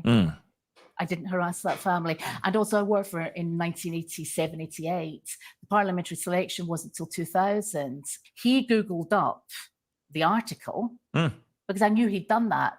I never went back to the Holy Arms. He was spreading it around Camden that I was a stalker. You've never married? No. Have you had relationships with men? I mean, if you don't mind me being pure, I'm heterosexual. Yeah, but how many? That's not what he was asking. He was just asking, you get around, you have boyfriends. Have you had long-lasting relationships with another person, with a significant other, whether it's a man or a woman, it doesn't matter. Have you had any relations with somebody that was longer than just, a few seconds or a few minutes or a few days? That's it. Or are you just out here having these very disturbing obsessions over people and then just lurking in the background, right? How many relationships have you had? I told the staff that relationships were out of bounds, a lot more than Richard Gadd has, I would say. I mean, he had a lot. Quite a few. Right. Well, I don't know if he had a lot. I don't know. I mean, Wait a second. I don't know how. And obviously now you're I got to roll that back. What did she just say? Yeah. with men. I mean, if you don't mind me being pure, I'm heterosexual. Yeah. I mean, how many relationships have you had? I told the staff that relationships were out of bounds. A lot more than Richard Gadd has, I would say. How would she know?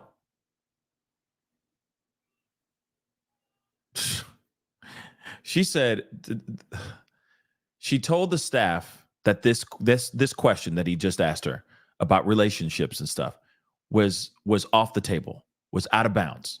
Don't even ask me about past relationships. He still asked it anyway. And then of course she's like, yeah, you know, more than Richard Gadd has. How would he know?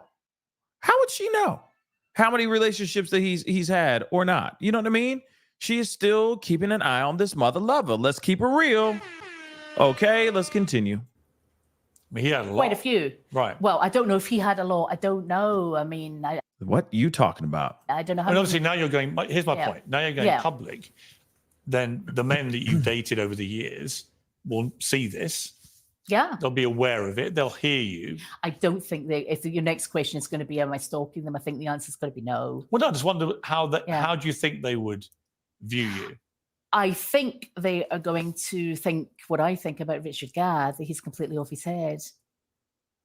And I'm not worried about the current one because he's a lawyer and he. So you currently have a boyfriend? Yeah. He's a lawyer? Yeah. In London? Doesn't matter where he is. Do you really think she has a boyfriend? Do you really think she has a boyfriend? I don't think she does. But, you know, hey, everyone needs to get laid. You know what I mean? So I don't know. I really don't know. I don't know. You know, there's plenty of people that'll be like, well, yeah, well, you know, yeah. You know what I mean? So I don't know about this. I don't think she has a real. She lying. You know, I'd rather. No, I understand. But how long have you been? 5 years. You've been in a 5-year relationship. Yeah, so I don't. So what does he think? I don't want to drag him in. He thinks this is horrendous. All of my lawyer friends do. All of my professional friends do. Other people do. People are being really sympathetic. People I don't know are saying things like, "Are you getting hounded in the street?" You know, people are being really, really nice. I mean, anyone who does know about this, you know. I will say this: there's going to be people on both sides of the fence that are either going to be extremely caring and have a heart because they take mental health situations very seriously. But then there's going to be other people that are just going to be jerks. And those people, you know, it's sad, you know, that they're just going to go and be rude to this woman. You know, like I said, mental health is a very serious thing. And I'm hoping, you know, regardless of this lie of an interview, I'm hoping that she's getting the help that she needs, because she definitely needs it for sure. If any of it in that show is true, she most definitely needs as much professional help as possible. But there are going to be people who are going to sit there and be kind to her, not only because they just care and they think that people like this, you know, that are going through mental health issues like this should be treated a little bit more gently. You know what I mean? There's going to be people who are going to be compassionate, but then there's going to be other people who are just going to be nice to her because they're scared, straight up scared that she might do the same thing to them, right? If you cross her the wrong way and all that, you know, it's crazy, you know? It's crazy. Here's the thing. I don't know the truth. You do. And you've been emphatic in the number of denials you're making here. That's right. But many of those things that I've put to you can be proven. You're talking about emails and an email trail thing. All that. You know, all of that. You're obsessed with, sorry, I don't mean to be horrible. I'm not obsessed with anything. You've gone on at length for a good 10 minutes about the emails. Well, only because the emails. Because it's a vast number. Well, there's a huge number, and voice messages. The voice messages he's kept apparently, and there is maybe typing me in the holy arms. I don't know if he's got any voicemail. But if he has 350 voice messages and it's you, It doesn't mean the drama is true. But is it possible he's got 350 voice messages? I doubt that very much. I just don't think so. You doubt it? Yeah, I doubt it. I mean, unless Wouldn't he's he been be taping me. I mean, if you've never really contacted him, if he's He got could have three, been taping me in the Holy Arms, though. but if he's got 350, I've not contacted but if these him. are on his phone. Yeah, it doesn't matter whether they're on a phone, tablet, whatever they're on. I've not contacted But I'm curious, him. why would there even be a possibility of him having that number of voice messages from you? Because he's crazy. He wants to make this up. I mean, I've not phoned the guy. I don't have his number. Yeah, but you're not sure that he hasn't got those. I think the only explanation for having a voicemail from me would be taping me in the Holy Arms. That's the only place. Or that you've left messages on his phone. That's the other explanation, which just didn't happen. You know, it's one thing. Vols, thank you so much. I think she thinks she has a boyfriend. Yeah, that's exactly what I think too. I think that's what she has in her mind. Maybe there's another baby reindeer out there. God only knows.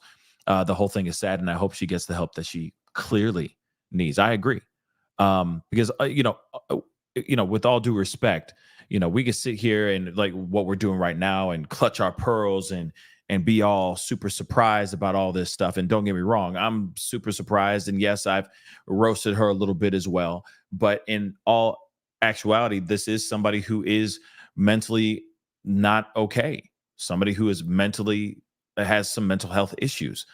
And yeah, I really hope she gets, I really, really, really hope she gets the real professional help that she really needs, for sure. But it's been years. Has she been getting it? I don't know. One other thing though is for sure, I at least in the show, they depict her, or at least her character, this character Martha, having full on breakdowns, lashing out, going crazy, violent spurts, okay, of just anger out of nowhere. She'll get super passionate about something and get angry, start screaming, stuff like that. Now, I don't know if that's entirely true or accurate, but at the same time, I'm wondering, are we looking at this, is she really just trying to keep her composure because she knows she's got cameras and she's on Piers Morgan? I don't know. You know what I mean? Or is she on finally getting the help that she deserves, on some good, decent meds and all that? That's something I am kind of curious about. But she's still out here denying everything. I don't know if somebody was on their path to mental health, would they go on this show and just lie? Would they even go on the show in the first place? They'd be like, please leave me alone. I want nothing to do with this. And they would just keep it moving. Right? But let me continue. You can't be sure. I can't be sure because I didn't have his number. Right. You just.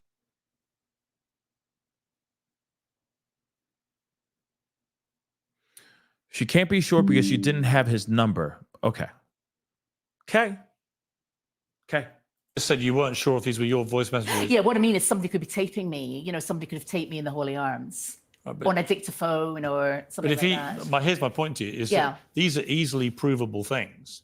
Yeah, no doubt. He's either got them or he hasn't. Yeah. No doubt. I mean, we'll be asking for disclosure of that. But and the emails, obviously, there'll be an IP address, and that if that leads to you, bingo. I mean, my point is though, even if that were true. I didn't lunge at him across the bar. I didn't sexually assault him in a canal. I didn't go to jail. I understand. So, but here's my point to you. Yeah. Here's my point to you, Fiona. And I'm not trying to catch you out. I'm not trying to trap you. I'm genuinely fascinated by this story. I watched the drama. I saw them declare it at the start as a true story. And I've seen the interviews since with all various people.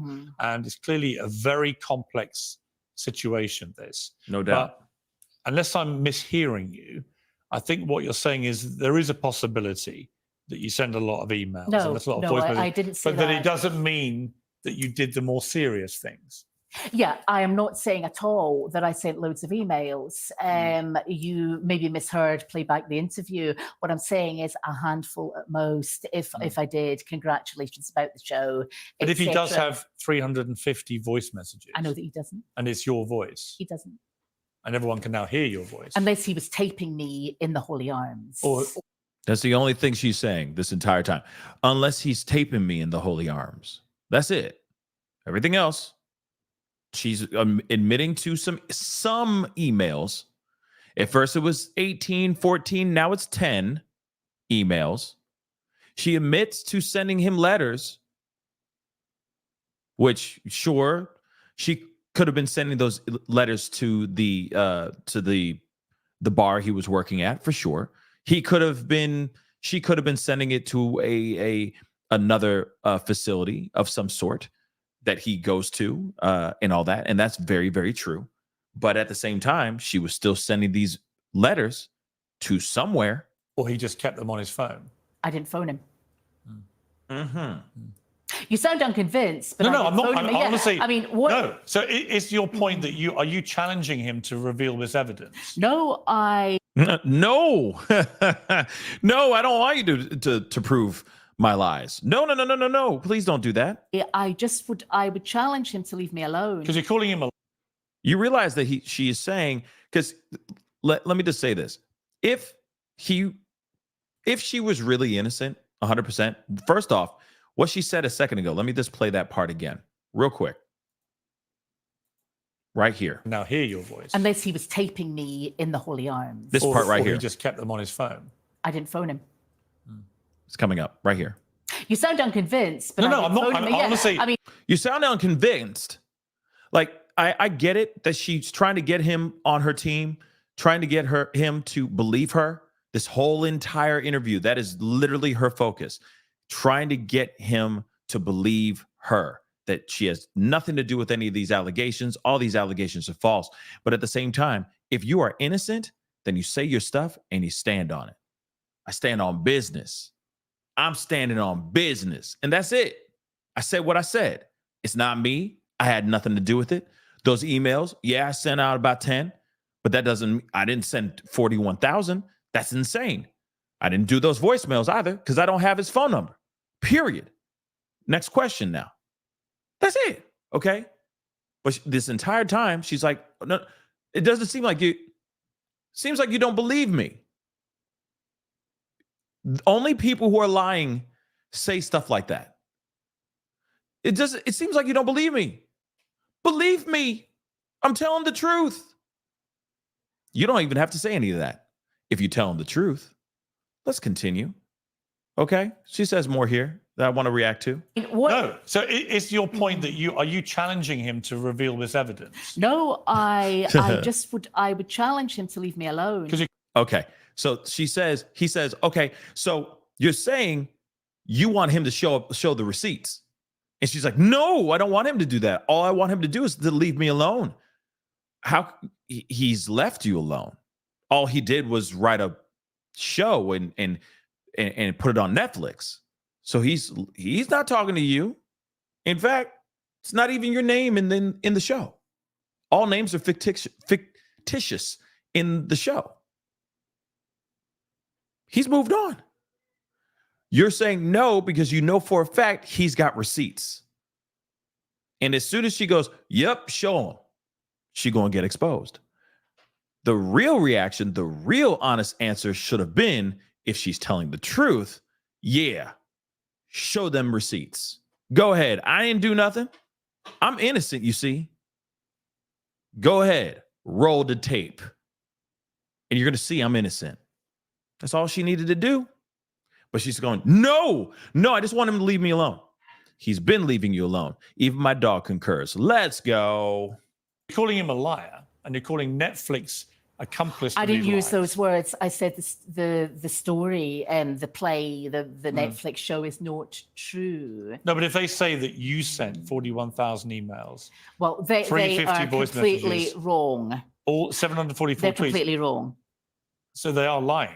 They are lying. Yes, okay, yeah. In effect, he is lying and they are lying. And in order for a dramatization to be true, it's got to be, the only defenses are veritas, I'm telling the truth, or the whole drama needs to be true. They have built it as a true story, so has he, and it's not. It's blatantly not. Even if the email thing was true, the rest is not. So why would you qualify that, Fiona? Sorry, why would I what? Why would you suddenly qualify even if it's true about the emails? I'm just playing devil's advocate here. Bang. Right, but when you say even if the Hamburger. emails were true, I didn't send him 41. it doesn't mean the more serious stuff is. Let me rephrase that. That's really what you're saying, right? I mean, Yeah. I don't want to force you into. Like, see what I'm saying? She keeps fumbling over her own ish, y'all. Just saying anything that's not actually true, but it seems to me that it may be possible that you have communicated all this stuff with him, but that doesn't mean you did the more serious thing. That's true. It doesn't mean you attacked his girlfriend. It doesn't mean you smashed up a bar. It doesn't mean you did any of those things or threatened anybody. It just, yes, you had a relationship with this guy, and you did contact him a lot. I knew this guy. I didn't contact him a lot. I've never said that in this interview at all. No. But but interestingly, for me, as an interviewer, and I'm just trying to get to the truth. You understand? That? No. I honestly not trying to see that. It's your show. I'm not trying to trip you up. I'm just trying to get to the truth. I see that. He has put his version out there, and the world has watched it. Absolutely. Millions and millions of people around the world have had Richard Gadd's version. I know. And I'm simply saying to you that you have a chance here, Fiona, I think, and take this any way you want, but you have a chance here to concede that some of these things might be possible, but that doesn't mean the more serious things. Yeah, happen. I mean, what I'm saying is... Because the more serious stuff we know is serious, right? If you were... if you were in the jail or something. If you were a violent stalker, or if you'd had a previous situation where you got this interim incident, which we know was served on you. No, it was not. Sorry to interrupt there. No, she has repeatedly maintained this over 25 years. I checked with the Sheriff Clark. Another lawyer checked with the Sheriff Clark. We think that the previous scenario happened. She does not have an interim interdict. I think she's quite wrong. Okay. If the Sheriff Clark can produce that and say she didn't muck up and minuted for decree, why was I not served an interim injunction? If Richard Gadd is watching this, what's your message to him? Leave me alone, please. Get a life, get a proper job. Wow. I am horrified at what you've done. Okay, she sounds like just like a jealous girlfriend in a way. That's just me though. That's just a me, you know. And you will categorically be taking legal action? Absolutely, against both him and Netflix. You said your boyfriend's a lawyer, so this can be done. He's not doing it, no. I'm not doing it. Somebody else is going to do it. Have you instructed lawyers? We've instructed them in part, but we want to explore all the options out there. There are a number of people to sue. We can't all be in 10 courts all at once. So. Who else are you planning to sue? The Daily Mail. Daily Mail.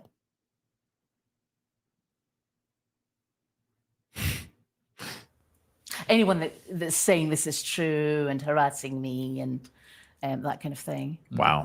It would obviously. It wouldn't blow the whole case. It wouldn't blow the case against Netflix because I discovered it was me when I saw the BBC breaking news baby reindeer show at the Edinburgh Festival when I was Googling up just the news that day or the weather or something.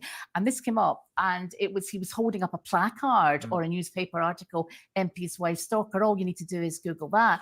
Then I saw the name of the show and I thought, bloody hell, what's he up to? And I tried to get a friend to go see the show because she was based in Edinburgh, but she was on holiday. Nobody I know had seen that show either. So I was really shocked. I was very upset for 2-3 days. And then the general plan of action among my close friends was, look, just let him get on with things. He's not going to be that damaging. You don't really know him. This will go away. When did you last have any contact with him? Famous last words. Years ago. Do you remember when? Years ago, no. I left the Holy Arms, didn't go back, and he was calling me a stalker and things. And there were various things happening in the Holy Arms. Wow. Other women were warning me about them and everything. Yeah. About him? About him and others with bad conduct. Interesting. In relation to the 106 letters that he and Netflix say you sent, well, here's my point. You've admitted sending him one, and that presumably was a handwritten letter. Bang. Could it be? Are you thinking I was maybe mistaken that I maybe did? No. I'm just saying if we accept that the one that you admit to sending is in your own handwriting, he has another 105 letters in your handwriting. Nonsense. Are you prepared for him to show That one. He's and the maybe others. forged things. I mean, people. Oh my People God. forge a lot of things You think he nowadays. could? That's so crazy. It's a handwritten letter. You wrote a letter to him 106 times. And you're now trying to say, oh, he probably forged that. He probably, mimicked my handwriting and all that. No, come on. And here it is, though. Doesn't even matter. Okay? It doesn't even matter. If they can't even prove those to be her letters, they still have voicemails, they still have emails, they still have Facebook messages, all that stuff that he received from her, period. So I don't know, miss me with that nonsense. All right. He could successfully write 105 letters to himself. Well, I certainly didn't. You admit to sending one. My point is, if it turns out the other 105 are exactly the same handwriting, wouldn't that point Yeah, I to mean, maybe we'd obviously bring in handwriting experts. I didn't do it. No, you only ever sent one letter? Yeah, I'm sorry. I haven't sent that guy 106 letters. Do you still email people? What do you mean? Do you send emails? Yeah. Do you have the same email address you've always had?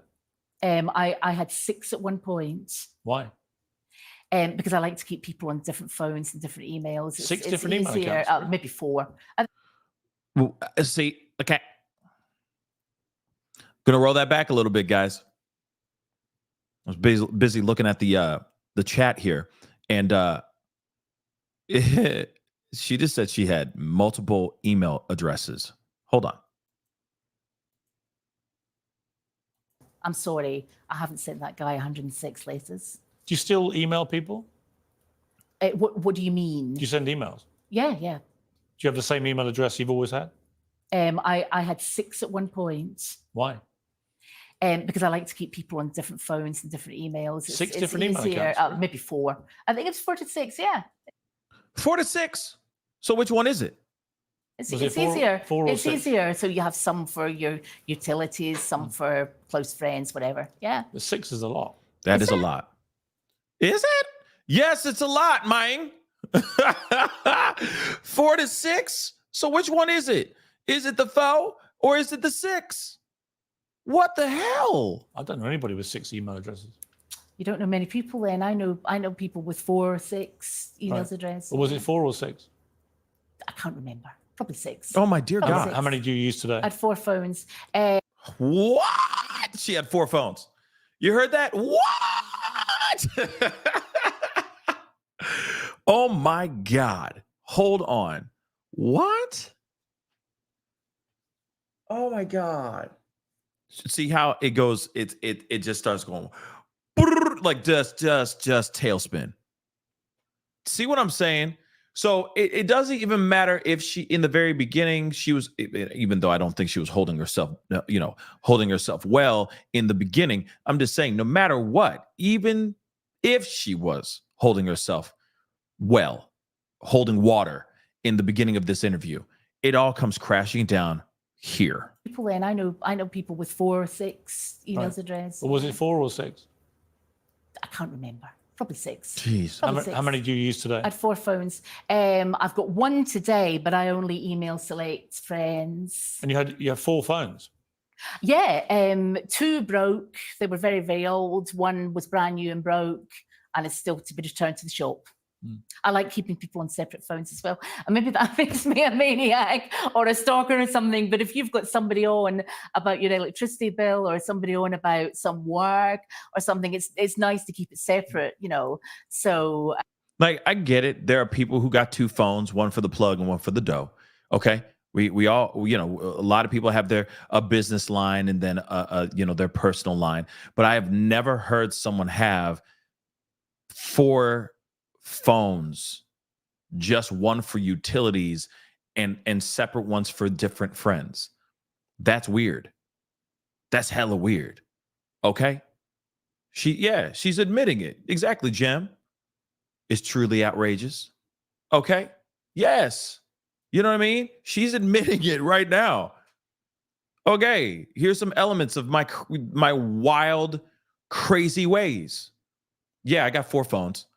And then she backtracks it going, oh, one got broken, another one this is, and then I got a new one, and then it broke, and now I only have one now. But she had 4 at one time. 4 of them. The only people that I know that have multiple phones like that are people who are up to no good, and that is it.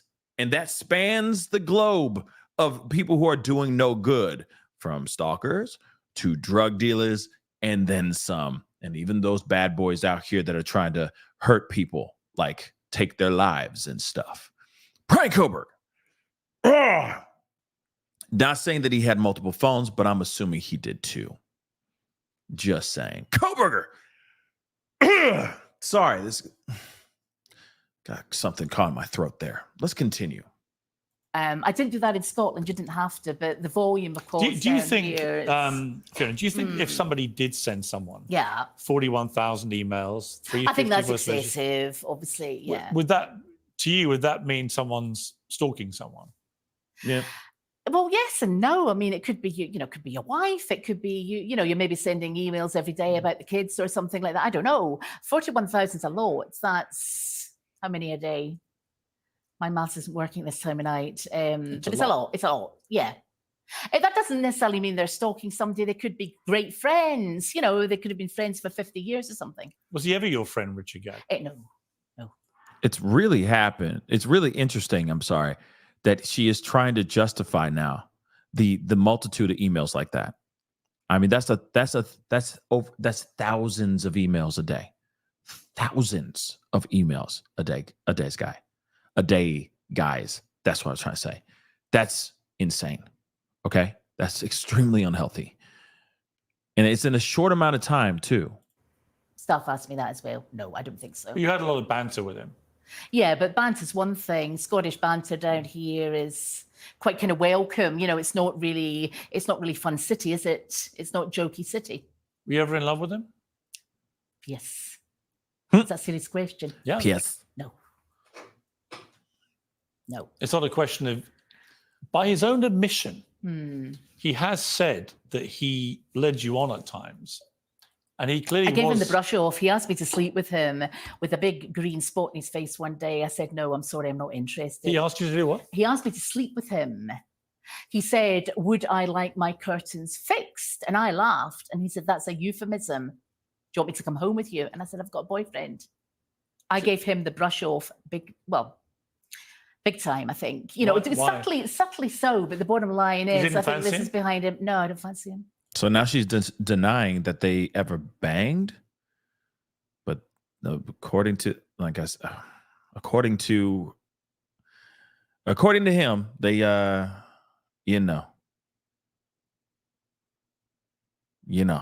they bumped uglies. I don't fancy little boys without jobs. See, she keeps digging. She keeps digging at this dude. Like I said, it's like she's very upset. I understand. Okay, here it is, though. Okay, I understand her frustration. Okay, if this was not true, if this story was not true, I understand her frustration. And I would be throwing so many daggers at homeboy, for sure. But this ain't fake. She's falling apart right here in this whole thing. This whole interview. She's falling apart in the whole interview. I get her like throwing digs at him. I really do. If it was not true and this was all a fabrication, yes, I'd be upset and I'd be talking crazy too. Okay. But she's lying. She sounds more like a disgruntled ex than anything else. That sounds awful. That sounds really, really callous, but people will watch this who've watched the Netflix series, and like me, they will be trying to work out where the truth lies. It seems to me that either you're innocent in the way that you've claimed to be, and you've been horribly defamed here. I think at the very least, the Netflix duty of care and Richard Gadd's duty of care has been a spectacular failure. I agree. Right. Regardless of anything else, regardless of your culpability of anything, the duty of care has failed because people identified you incredibly quickly. So they've made this what they say is a true story, and everyone's worked out it's you, and the picture they paint is of a completely crazed stalker ruining a man's life, albeit he accepts that some of his behavior may have led the person on. Can I ask a question? Do you happen to know how much he's made out of this Netflix thing? I would imagine several £1 million. Yes, I would say 3 to 4 million. A lawyer I know well thought he was a wee nobody, and he suggested 750 to 100,000. I said, no, I think you're looking more about 3 or 4 million. And I think the more he publicizes, it goes up. According to how much it's streamed. I don't know what the contract they signed. I think he's done bloody well out of defaming. Do you resent that? I don't resent any Scot getting on. This is not what this is about. Hold on real quick. Before I continue on, let me just break something down for you. She could very well be right about the money part. He is a known name. Richard Gadd is not like some coming soon to a theater near you, Richard Gadd in Mission Impossible 17. No one knows who Richard Gadd is until this show. But I'm sure they did something where they're like, hey, we will front you. We will produce the movie or the show for you. Yes, you'll get some money for, for your intellectual property, for everything, right? I'm sure it wasn't multiple millions of bags for sure. But in the back end, he's probably making a lot of money. Why? Because it's getting streamed a bunch. If it gets streamed a bunch, he makes more money. So she does have a point there. So even by her, but that's the thing. If she doesn't want him to win, she shouldn't be on Piers Morgan right now having a conversation. Because right now, that thing stands at about 5 million views on Piers Morgan's platform alone. You got over 5 million people that have seen the interview and are now sitting there going, well, I haven't even seen it. Now I want to go see Baby Reindeer. So they're going to take this weekend, 5 million plus people, and they're going to go and watch the show. And guess what happens? He makes more money. You see what I'm saying? Even right now, I'm watching the chat right now. And some of you guys are like, I haven't even seen this show and I'm watching it right now. Some of y'all said, I'm leaving right now so I can go start watching it, streaming it right now. I'm not doing it to help you guys out. You know what I mean? To let you guys know about the show. I'm showing you this interview because this interview is absolutely insane, right? I get no financial gain from you guys going and seeing Baby Reindeer, but it compels you enough. This interview is compelling enough for you to go and watch the actual show. So at the end of the day, she's helping him out. She didn't even need to do this. BB True just said this. See, gonna finish watching, but now I will. You're so right, Pascal. Boom. I'm going to finish watching the show, and then after this, I'm going to go and start streaming the show because now you're going, damn, what is this show all about? What happened here? And then some of you guys who have seen the show will probably go back and rewatch it again this weekend because it's like, oh, now we got more context, or at least you now know Fiona. We've heard her for a while now, right? Out of the chunks that we've gone through in this interview. And you're seeing like, okay, this is somebody who is not okay. This is not somebody who is okay. And she's upset. And I understand the part of her being upset with her, a depiction of her character being out there. I get it. That's terrible. That's terrible. But at the same time, by her going on to Piers Morgan, it's not helping her. It's hurting her. And it's helping Richard Gadd's pockets get fatter. I'm sorry, but that is the truth. All this publicity, her saying, I'm going to sue Netflix and all that. Netflix is not going, oh, no, don't sue us. They're like, yes, keep suing us. You know what I mean? Do it. People are going to go and want to see what you're suing about. So thank you. People are going to go become new members of Netflix solely because of this Baby Reindeer show. So yes, give us more bags of Maria. You know what I mean? They don't care. She helping them right now.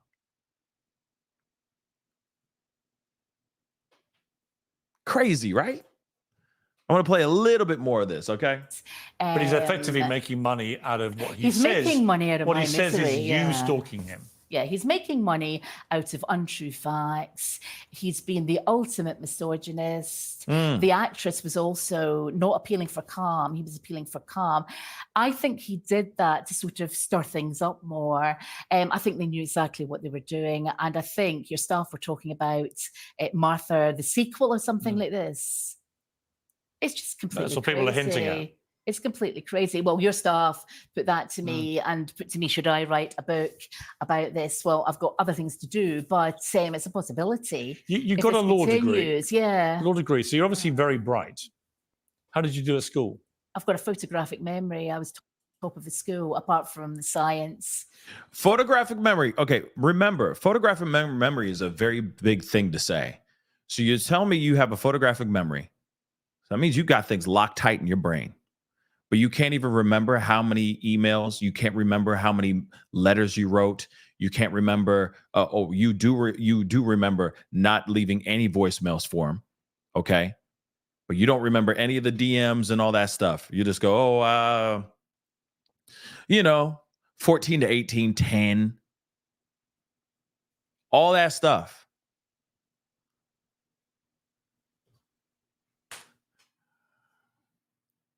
You can't even make this stuff up. Okay. You can't make this stuff up. This woman is saying, I got a photographic memory, but you can't remember 99.9% of those emails. Like actually 100% of those emails. Because if you only remember 10 emails, that ain't even a percentage. It's like 0.000000001%, okay, of a memory of the 41,000 emails that you sent to this dude's age. That's crazy, yo. That's mad, okay? That's absolutely mad. All right? Let me get some of these super chats really quick. Carbonized. Reindeer are domesticated caribou. As a Canadian, I grieve this connection. Oh, yeah. Thank you so much for the support. Melly, thank you so much. Sending 41,000 emails by the end of today. Stop. Good luck. Your phone is going to die before you send out like email number 20, okay? If you're using your phone. April, welcome to the family. Thank you so much for becoming a member. I really do appreciate it. And just like April, please consider becoming a member by simply hitting that join button down below. And of course, Vols, thank you so much for the super sticker. I really do appreciate it. And listen, guys, I highly recommend you guys go watch like the full thing. Okay, we did watch some big chunks of this interview, but you could see in this whole thing, this woman is trying to say that she has nothing to do with the allegations and the depiction of Martha in this baby reindeer show. She says it's not true. It is not her, and it's all lies. That she's saying Richard Gadd is a full, bold-faced liar, misogynistic, just trying to get a money grab and trying to make her life a living hell. It's a couple things we should walk away from with this conversation. Not only just that information, but given the fact that, listen, I get it. Being depicted in a movie would be absolutely devastating, especially if it was against your will, especially when it's one of the most horrifying depictions of a person ever to be put on any type of show. Okay. And we've seen a lot of stuff. All right. There's plenty of movies and shows and docudramas and all that stuff revolving around monsters and serial monsters and all that stuff. Okay. I get it. Those guys, I'm sure, are pacing back and forth in their cells right now going, how dare they depict me that way? But at the same time, they did that. Oh, they did that. Okay. And whatever they got is what they get. Okay. Whatever they got coming to them is what they get coming to them.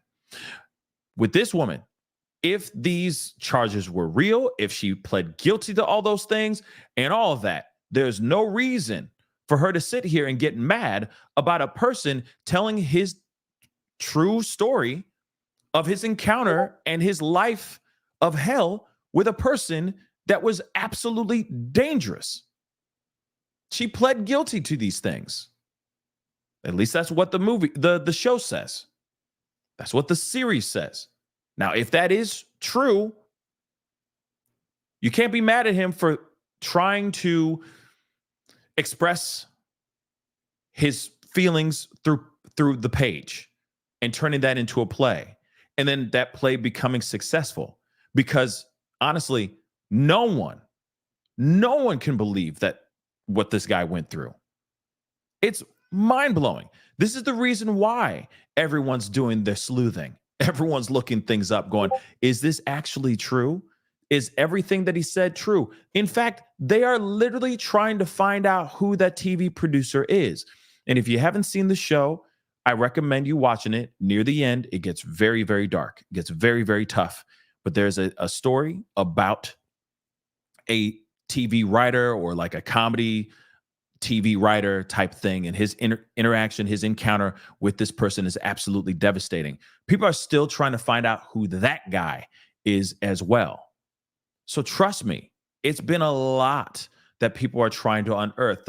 The owners of the bar, all that. They're trying to break everything down. What is the name of the bar? Like, it is, because it's just a mind-blowing story. It's a mind-blowing story that I don't think anybody, even myself, it's hard to wrap your mind around that. That's terrifying.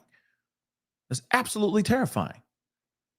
And at least from his depiction and his point of view, it all started when he just comped her a drink, when she randomly walked into the bar one day, and it turned into this. Exactly. It's like a British Misery or a Scottish Misery, right? It's scary. That's scary stuff. Okay? So,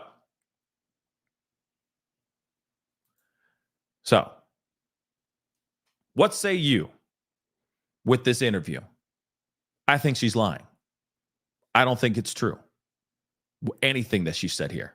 I think she is extremely delusional. I think she needs help, for sure. She really does. Mental health is a very serious thing. I will also say, I give Piers Morgan some serious props, because I think he handled this interview very, very well. He asked the questions. Yes, he was spinning around and circling around certain things, but I get it. Because he's sitting there going, okay, please explain the 41,000 emails. You really didn't send 41,000 emails. You really didn't. You didn't send those letters. You didn't, call him a multitude of times, leaving voicemails. You didn't go and sit out on the bench and lurk, as she said. Oh, I don't know where he lives. But you were able to send him letters. And I get those letters could have been sent to the bar, could have been sent to a P.O. box, could have been sent to another building. But at the same time, no, I don't agree. I don't believe that. I think she sent these letters, in the mail, straight to the place in which he laid his head to rest in. Period. This kind of person is a very dangerous type of person. And she clearly was. She clearly is. Now, is she still out here doing these unthinkable things to other people? Maybe people will start stepping out and saying, yeah, she did this to me. Or she's doing this to me right now. Which, if that is the case, I encourage whoever may be a victim of her right now, surviving this ish right now, step forward. Don't do what Richard Gadd did. You'll learn in the show. One of the main things she even said in the interview, why did it take you so long? Why would you take so long to file any type of reports or anything of that sort? All that gets explained in the show. But I'm telling you right now, this woman is not well. This woman is most definitely not well. So hopefully she finds the help that she rightfully deserves, because she needs it. And hopefully she looks back at this show, this interview, and realized that she may have shot herself in the foot. At least that's what it looks like to me. Anyway, guys, that is the show. I appreciate all y'all for being here. Like I said, something a little different. We haven't done anything that's been a little bit lighter in a while. And I was like, it's Friday. We've been talking about all this other stuff that's been really heavy. And don't get me wrong, we still are covering those cases. So be on the lookout for the conversations, because those conversations are coming very soon. But I was like, it'd be nice to just talk about something different. And this one is a good hybrid, of the pop culture to the true crime realm. Okay. And it's a very big show. Very, very big show on Netflix. Oh, the other thing that I thought was interesting is her saying that there could possibly be a sequel, like a second season of this Baby Reindeer. I thought it was done. So I'm interested to see if that actually turns into a second season. I will say this too. No matter what, this is putting Richard Gadd's name out there. I'm sure he's got another play or another series or movie that he probably wants to put together and put up on Netflix. That might actually happen. So at the end of the day, she's helping his career by talking ish right now. We'll see what happens. I want to see the doggone receipts. I want to see the receipts. I mean, I don't want to see every single last one of the 41,000 emails, but I want to see proof positive that they actually are real.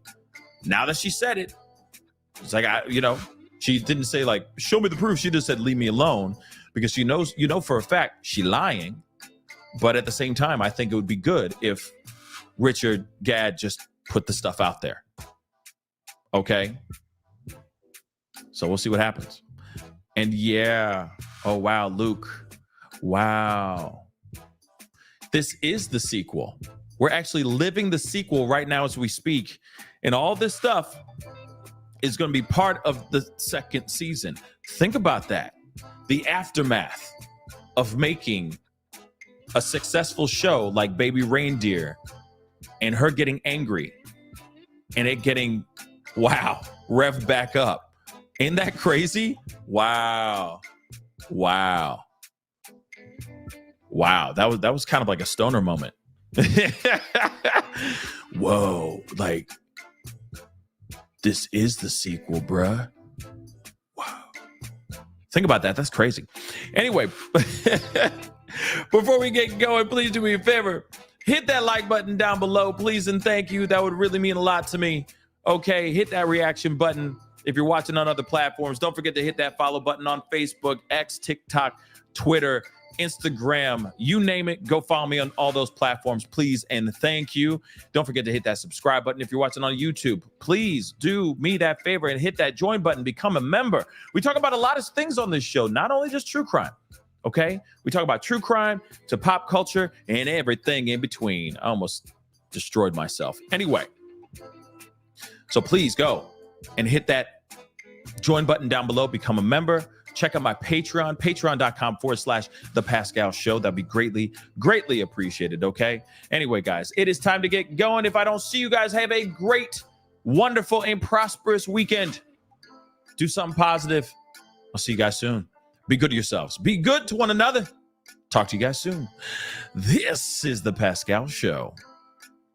Bye.